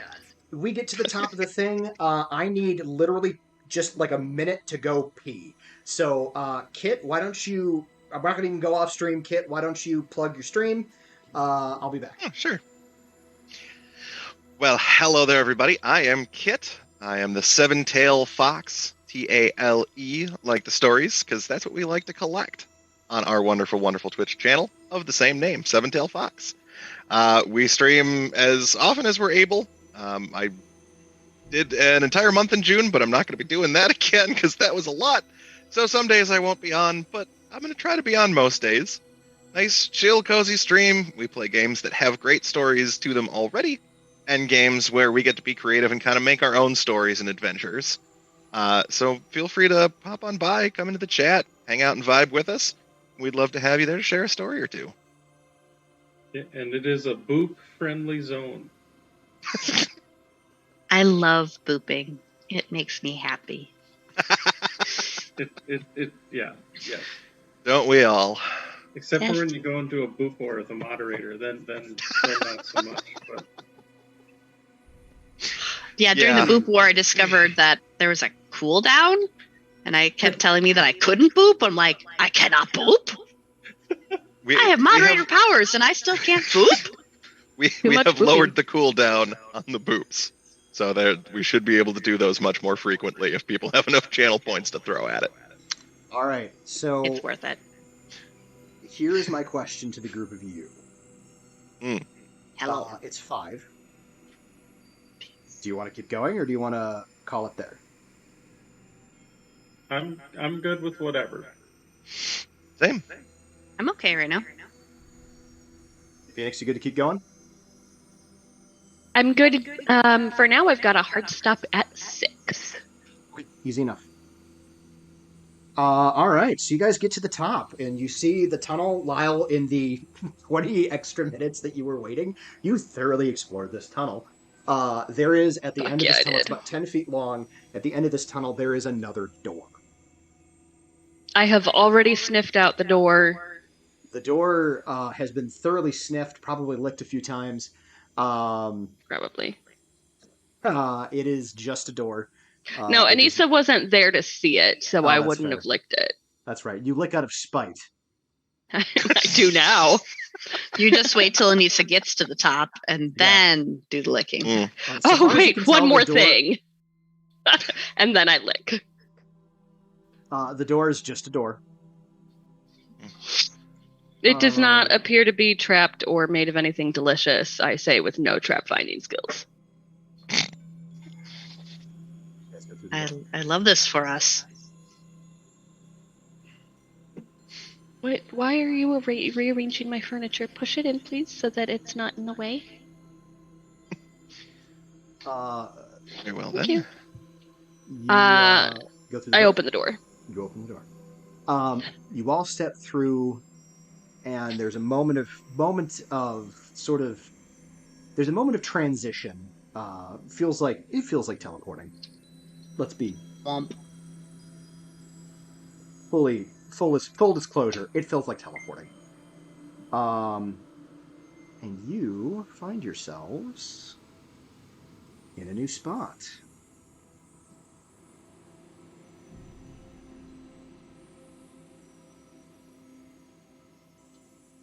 And you...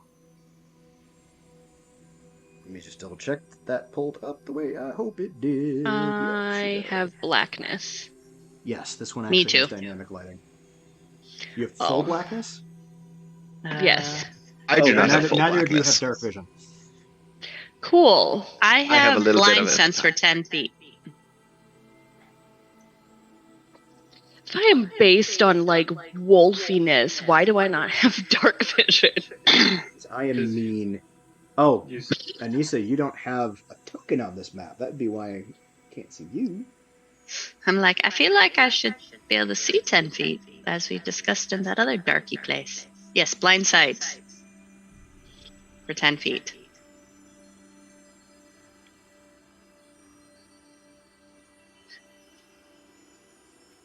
Does there appear to be a chaotic wind trying to draw us upward?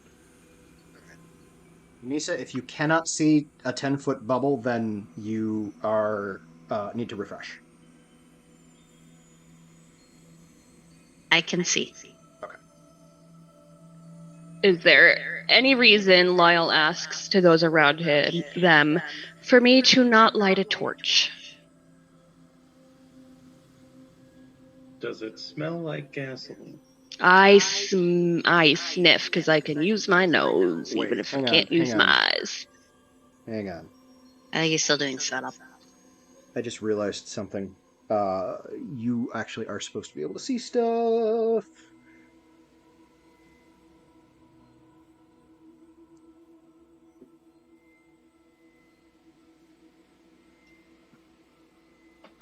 Phoenix, go to the top of your map. Do you not see anything? I see a big black square. I see Phoenix's character in my space. I see a big black square. I see my token, but I don't see anything. Because you are fully should be able to see this stuff.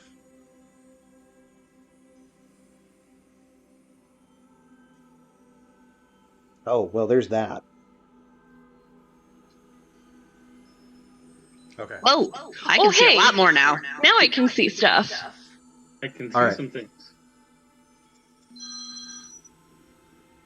See a tiny little fraction more. Yes. I can see a lot more.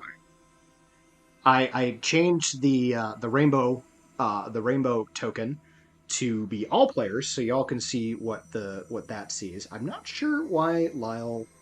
The lighting around here should be bright light. I don't know what's happening. But you see yourself kind of in a weird liminal space. And you see this door just kind of floating in nothing, directly kind of here-ish. I'm on the wrong thing. Is it here? Right, but Yeah. Like 4 of us ping.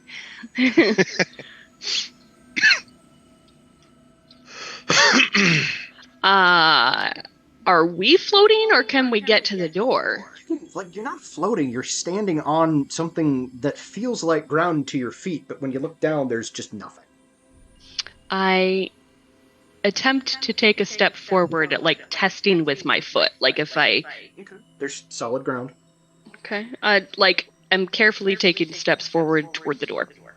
And move yourself towards the door. Should I get a vigil token on this? Oh, yes, we should. Then just a heads up, I do not see a vigil token. No, you do not. And now you should. Hey, there we go. All right. Do you have control of him? Yeah, because I'm typing in like hit points and stuff, so I do. All right. Excellent. I touch the door. You touch the door. It has sort of a solid wood feel to it. Does it smell like a door? It does smell like a door. Is there a knob or a handle I can turn? There is there's like a handle that you can pull or push. Cool. I open the door. You open the door. I know you're not. Well, here's what we're gonna do. You're not stepping through, but we'll do this. Wait, so no one in this group cares about traps? Magical or otherwise? It smelled like a door. We care about traps. We can't really do fuck all about them. Well, actually, I shouldn't say that.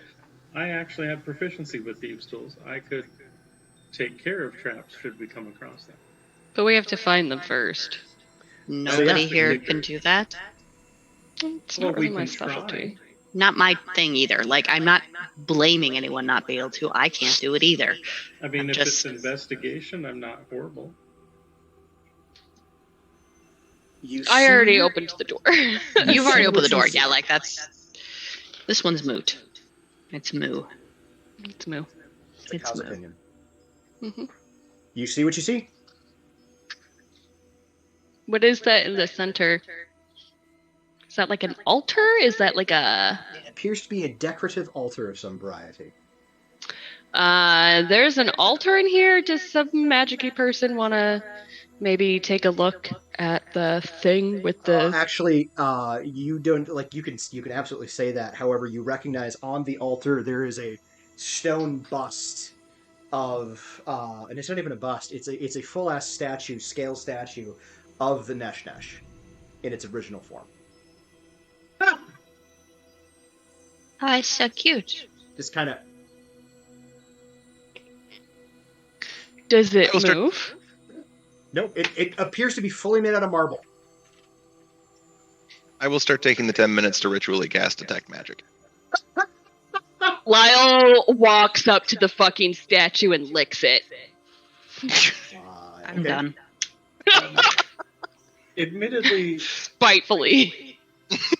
With an altar with some sort of idol on top of it, and Chapel's history of making temples and whatnot, Chapel's curiosity is piqued and would like to enter into the room. Okay. I don't actually lick it. I do go into the room, though. To see what Chapel can see. Okay. Those of you who walk into the room, go ahead and move yourselves appropriately. Chapel, yes, look I'm at sorry, all those yes, yahoos. I'm just gonna... Oh, that's interesting. I'm going to kind of guard the door. Okay. Just to make sure nobody's coming behind us while ritual casting is occurring.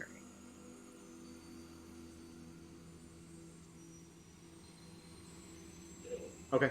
Chapel, you walk in. What are you looking for? specifically?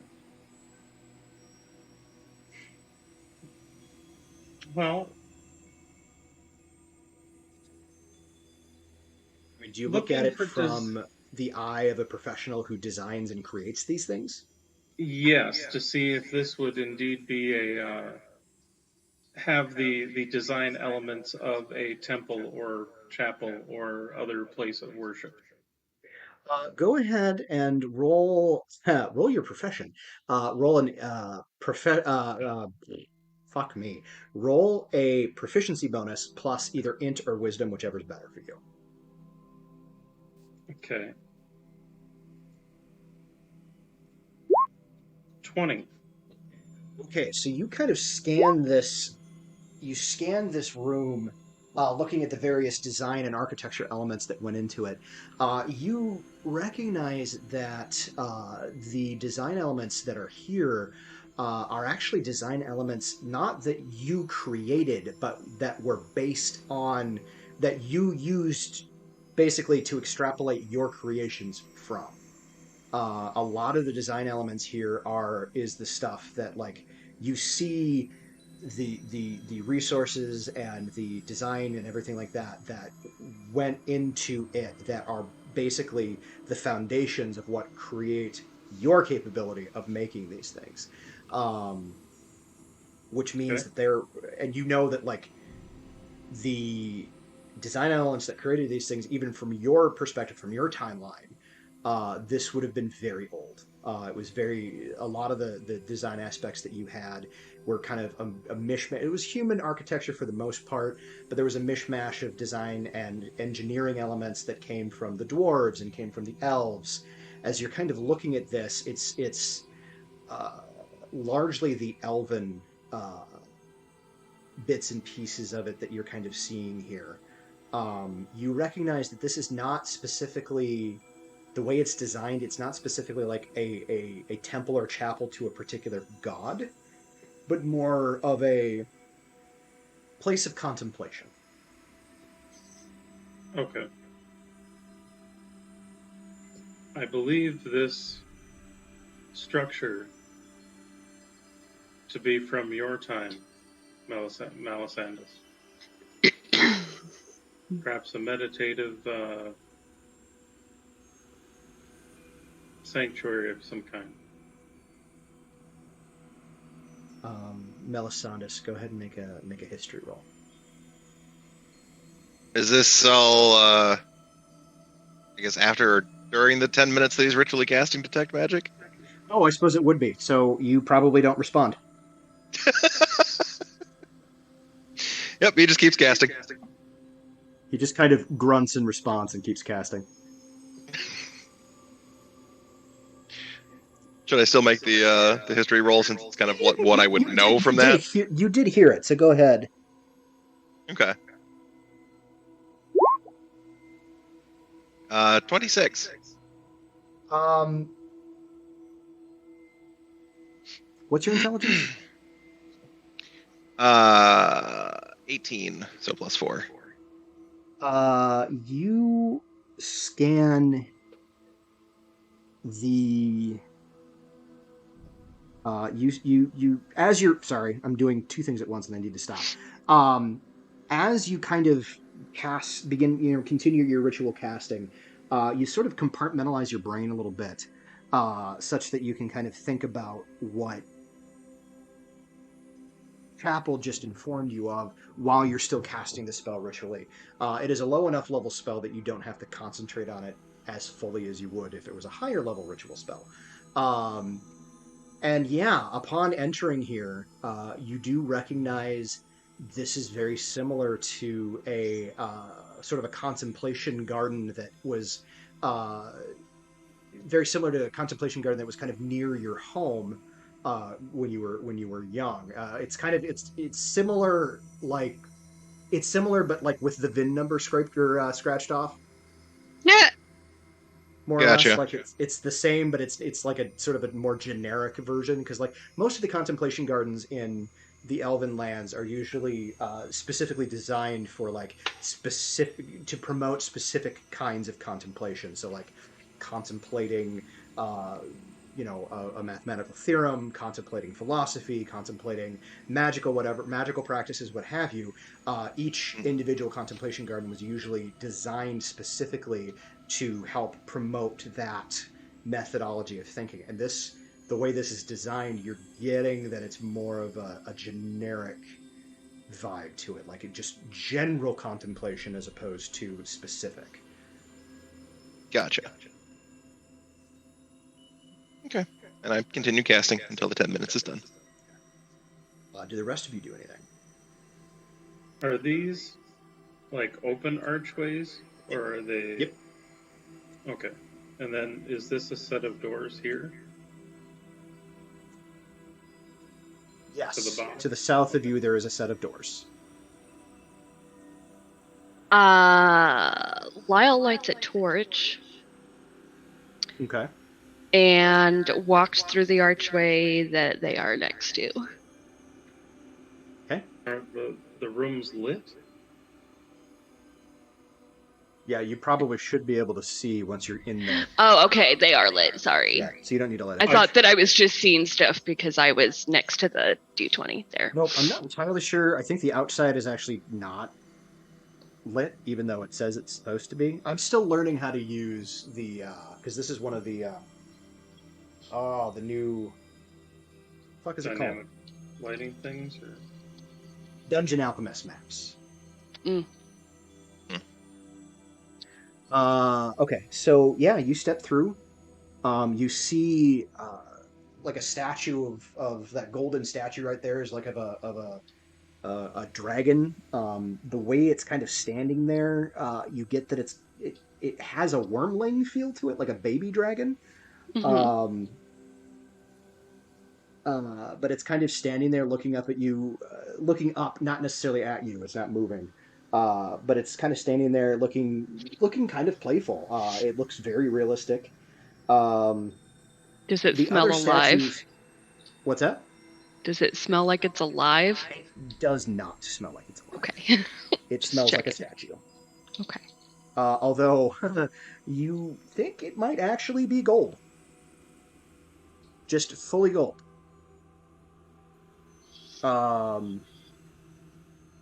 Which that's a thing. Mm-hmm. Mm-hmm.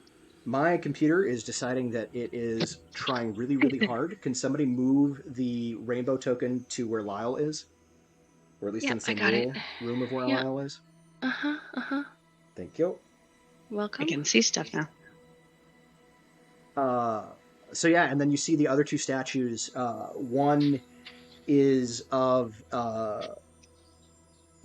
make a wisdom saving throw, Lyle. If you would. Oh, man. They're so excited. I don't want to.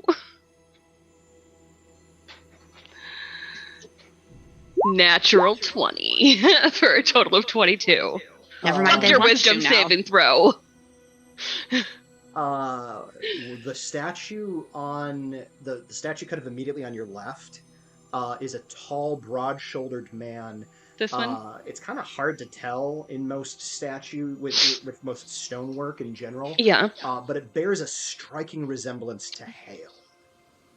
The one kind of directly ahead of you bears a striking resemblance to you.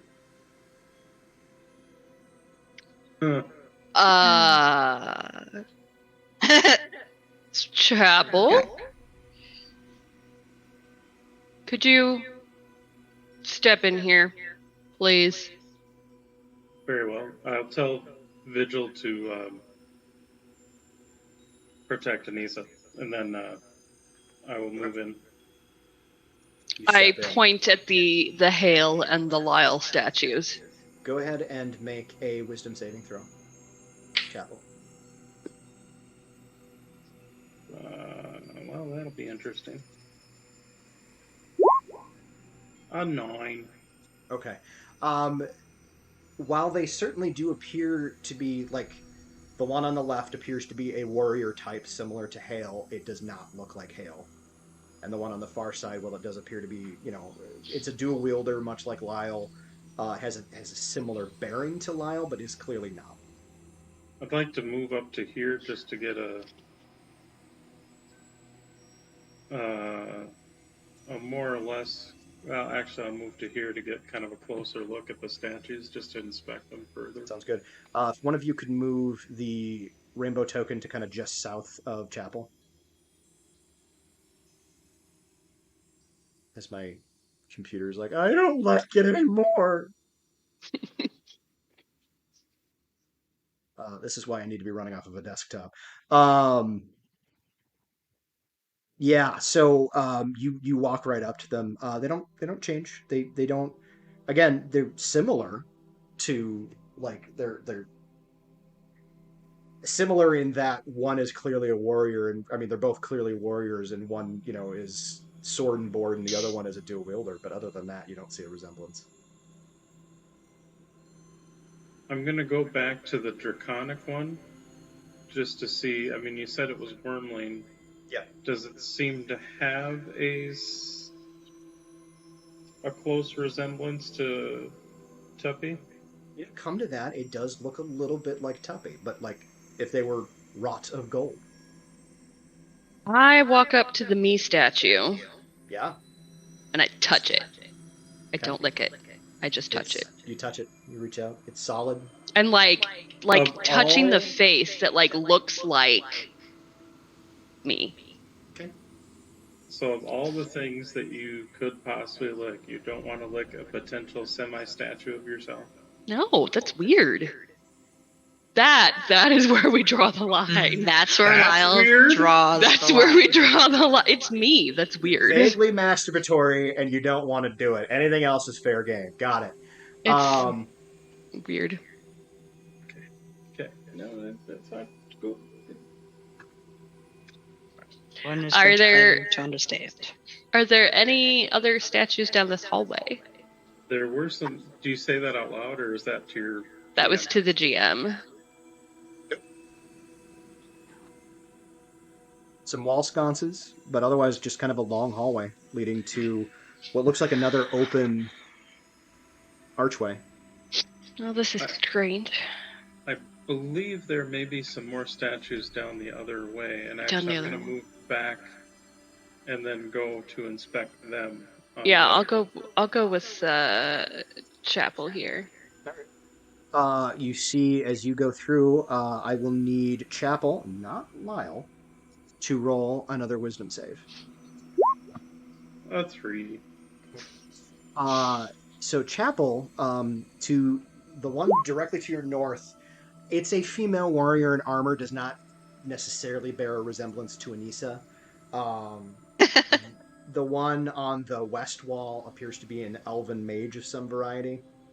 Again, does not bear any kind of resemblance to Melisandus. However, Lyle, as you're seeing both of these, it's Anissa and Melisandus. Mm-hmm. We've not seen one of Chapel yet, though. No, you've not seen one of Chapel yet. Huh. Interesting. You don't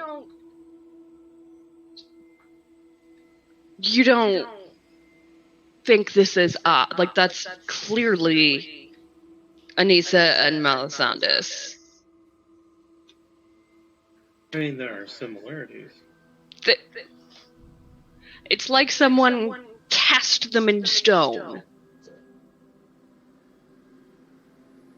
I did not, for the record, mean this to be let's gaslight Phoenix today, just for the record. And had you not rolled that nat 20 on your wisdom save, it would not be that currently. Fine. When Lyle says that, Anissa, just from the guarding doorway position, just kind of hollers out, "For the record, I would rather not be cast in stone." Same. I've now seen statuary of everyone in this group except for Chapel, I believe, and Vigil. I have not seen an analog for myself compared to the others that admittedly do have some striking resemblances. That being said, we are going through trials that are meant for us. I don't know how much we should take the symbolism into account necessarily. Like, Lyle is just okay. That, like, there's no winning this argument, so sure. All right. Okay, down the hall then, or through the doors in the center room? I'm gonna just check the doors. Here, I'll move a token back on the. There we go. And I would like to inspect the doors. You inspect the doors. I'll investigation if I can. Yeah, go ahead. Anissa, he's inspecting the door this time. I appreciate that. 19. 19. The doors do not appear to have any traps, visible traps on them, or even hidden traps on them, nor do they appear to be locked. To the best of my knowledge, the doors appear to be not a danger. And I realize that even with our back and forth, I'll look back through the back doors towards Melisandus. And admittedly, Hale, who's like, I must protect our members and has been standing there this entire time, is still kind of getting to the point where even he's tapping his foot a bit, waiting for Melisandus to be done with this damn ritual. We'll say with all Yeah. of the back and forth and everything, Melisandus, you wrap up your ritual casting. Because, yeah, Anissa's sitting here on guard, just watching everybody and everything. And Yeah. Excellent. With my spell cast, I will enter through the building and begin my own investigations. Okay. So there is a significant difference now that you have Detect Magic up, right? That was what you were casting. Yes. Okay. There is a significant difference. That baseline abjurative, conjurative, transmutive auras are gone. Go ahead and make another Arcana check and maybe roll better on this one. Hey, I've been rolling well on my Arcana checks. that's me who can't roll shit on those. The first one where he was trying to put this together, he rolled like shit. Fair. 18. Okay. It occurs to you as you're sitting here kind of putting things together, and now with the complete lack of those kind of underlying magics, the rooms you were in, the various areas you were in, they were illusory, but somebody kind of wove various different styles and types of magic together to make it tangible, to make it real.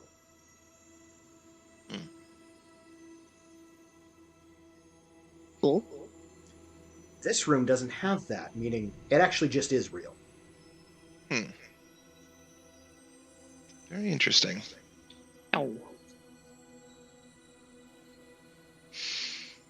Are there any particular statues or altars or things like that radiate magic? So you kind of I assume you kind of go back and forth and try to look at the make a wisdom saving throw, please. Is it against any kind of either charm or I guess spell or magical effect? Yes. Perfect. I follow him around. Not terrible. 16. Okay. Yeah. You walk in. We'll start on the one kind of on the right. You walk in the hallway on the right, and you see the statue that the three statues, one bearing a passing resemblance, although is distinctly not Tuppy, Lyle, and Hale. Again, you don't see them. You don't see them as this. This is just what Lyle is apparently calling them. They look similar to, but are distinct from. Just to let you know, I don't have control of Hale's token, but he would probably have entered the room if everyone else had. I'm not going to worry too much about it right now. If that changes, I will figure it out. But for the time being, we're okay. Do I need to roll as well since I'm following Yes, Melisandus if you're around? going in, then you should roll as well. I'm going to be really sad. Was it wisdom saving throw you Yes. said? It is wisdom. 18. Okay.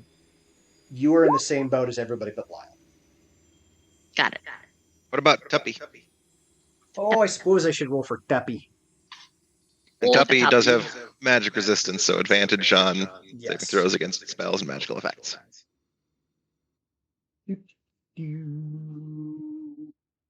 Oh. He rolled a 12. Well, Tuppy, that's not super helpful. Yeah, Tuppy's like, I mean, I've always wanted to be rotten gold. And you see him, like, he pulls out the little messenger bag that he kind of keeps around his thing, and you see him, like, sizing up the statue. It's not gonna fit, buddy. It's really I'm sorry. not going to fit. No. Do you go to the other side? Check it out? Yes. All right. You may each, Anissa, Melisandus, and Tuppy can roll another wisdom saving throw.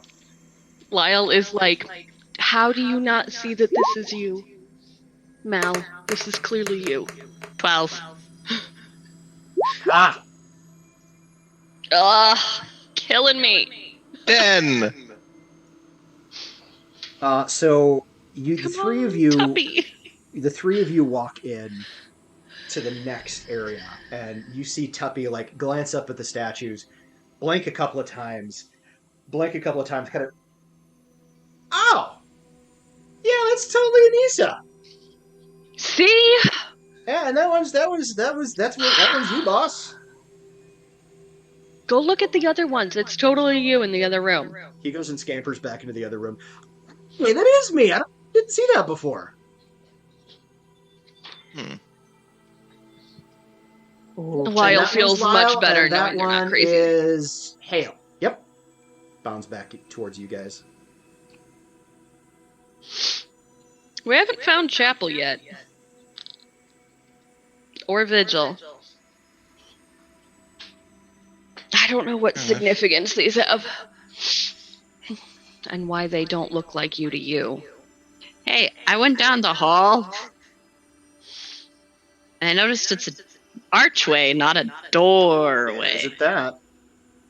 I'm I don't know if that's peeking. follow. Where are you? Which hall did you Sorry, go? sorry. The left one. The left one. Left one. I'm going to step through Okay. You explode. into pews. Somebody move the rainbow token down there.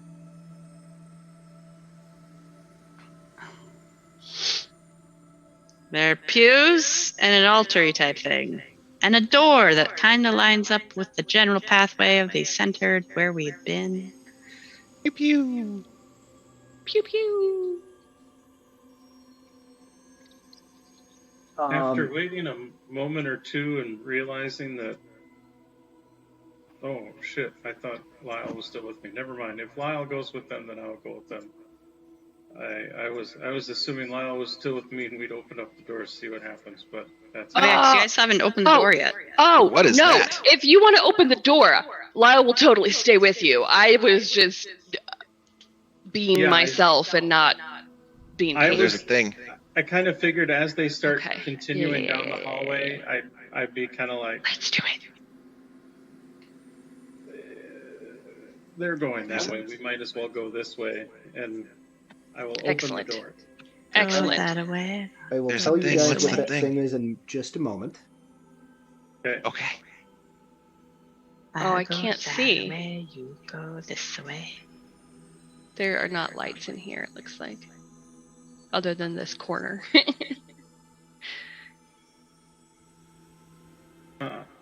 Looks like there should be. Seem to be some kind of like hanging sconce things. Sorry. Trying to go hurry. No No worries. worries. We're causing some mischief, admittedly. So. Oh yeah. Well, they're out like in a gardeny thing. Yeah, I'm fully not rewriting things as we go, I swear. No, of course not. Sorry, I Right, we've peeked got- with my character. We've got plenty of ammunition to just annoy each other and keep ourselves occupied. Yep, we we go. got this.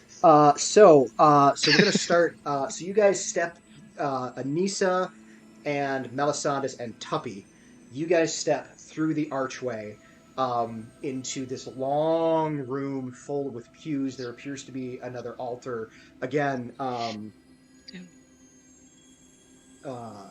Melisandus, you would recognize this as sort of like a. This is again. It's not for preaching. It's not for religious purposes. This is more like a classroom.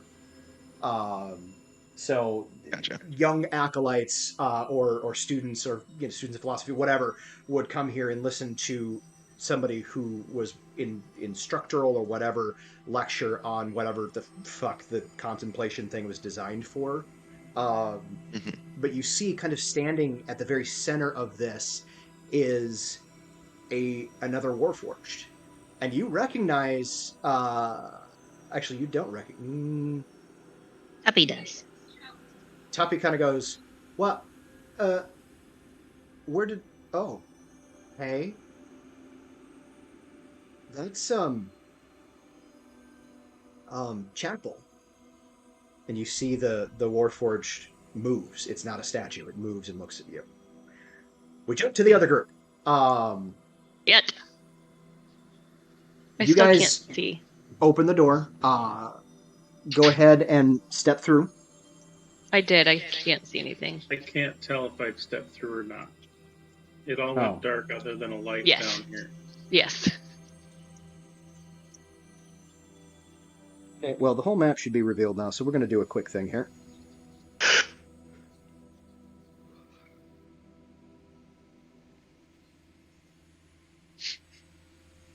Sorry, I had to count my stitches. Oh, hey, there we go.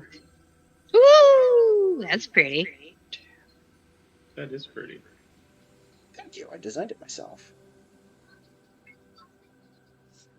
So you see, at the very, those of you in the garden, you see a garden, very bucolic, very pretty, and you see a man.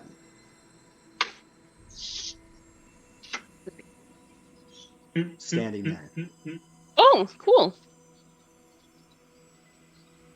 And as you step in, he appears to be. I don't have the thing there, but he appears to be sitting at a table, on which there is a full tea set, and he's kind of sitting back and just sipping his tea. And as you walk in, you see him kind of look up and. Good, you made it. I was wondering how long it would take you. Please. Are you the Magister? I am the Magister. Very astute. I like you. Your penchant for licking things notwithstanding. I will point out that I did not try to lick you. Yet. Fair. Yet. However, I believe the rest of your party is still searching. If you would like some tea, we should wait till their arrival. Fair. Do not. He kind of gestures, and literally as he gestures, 2 more chairs literally just kind of grow up from the ground. He kind of looks over at Chapel, and he's like, "Yes, unfortunately, while you will not be able to taste the tea, there's still some potential benefits that could be gleaned from ingesting the tea. So, if you'd like some, you're welcome to do so."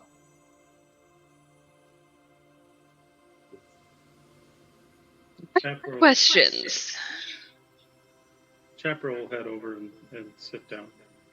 Lyle will also sit down and then just sort of sit for a moment, look at the Magister. What is up with those statues? Sorry, I'm looking at... I didn't realize that she was doing this. Jess is apparently defining words that I use in our chat. Yeah, they're the words I've never heard of before, so I thought maybe someone else might not have heard them too. So, Sorry. side note, I'm doing well enough that I'm finding them. It's very impressive. I'm This glad. is Sorry. this is the basic definition of these words. What happens and when a writer becomes a GM? that they're lovely words. I think it's great that these words exist. I just never heard them And before. I'm expanding your vocabulary. What's with the statues was the question that was asked. It's like, yes, I'm impressed that you saw through the illusion. It's pretty powerful. No, I will explain to the best of my ability, but we should wait till everybody's here. You can go find them Yeah. if you wish, but otherwise. Waiting is not my strong suit, friend. But there's tea. I thought you said we were supposed to wait for the tea until everybody So was you can here. drink the tea now. We're just waiting for explanations. Oh, until okay, everybody gets here. okay. Lyle sits down and drinks the tea. It is very good. It's kind of a mild, like sort of a lavender cinnamon situation going on. And as you sip it, you immediately get the benefits of a long rest. Nice. Oh, All right, jumping back to the rest of you. So you see the Warforged, which to everybody but Tuppy just looks like a kind of what you see there. Like it is a Warforged. It's slightly different make and model than Chapel. Do we not get another wisdom saving throw? I suppose now that Tuppy has mentioned it, go for it. I'd give you go ahead and with advantage.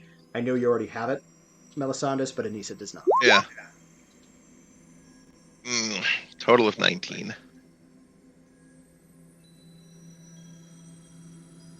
And Anissa, I'm sorry. I'm sorry. I missed that. What am I rolling? Wisdom saving throw with advantage, please. Ooh, I has advantage. Did a button. Whoosh. Ooh, actually, you know what? Did a 17, I think. Okay. Did a I'm going 17. to do this because I can. I don't think a 19 is going to be enough, so I'm going to use my Chronal Shift class feature to re-roll that save. Okay.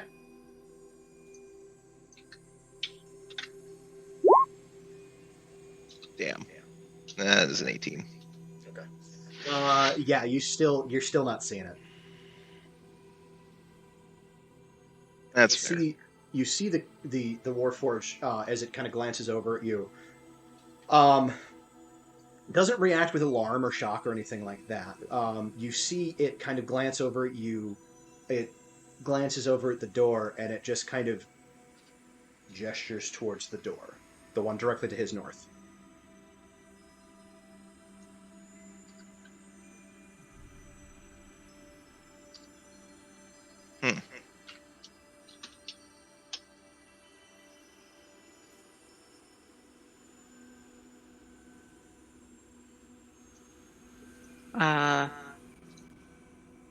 Okay.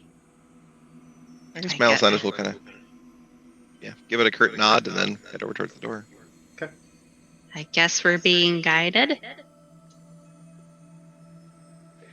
As you kind of approach the door, he follows behind, not like he's definitely keeping a respectful distance. And as you go to the door and open it, he just kind of reaches out and just holds it for you. And you see the tableau. You see the man. You see the garden. You see your two companions sipping tea. It's a little weird to see Chapel sipping tea. I would like for Lyle and for Chapel to go ahead and make a wisdom saving throw, please. Lyle, since you've already seen through it, I'm going to go ahead and give you... No, you see through it. You see... sorry, you've already made the wisdom saving throw. So, Lyle, you see Chapel, but a very clearly older version. Like, you see he's been beat... Like, it looks like he's been beat to shit and repaired. Like, he's not damaged, so to speak, but like the various component parts are sort of rusting and falling a little bit apart, or look like they're about to fall apart. This is very clearly not the Chapel that's seated next to you. This is a much older iteration.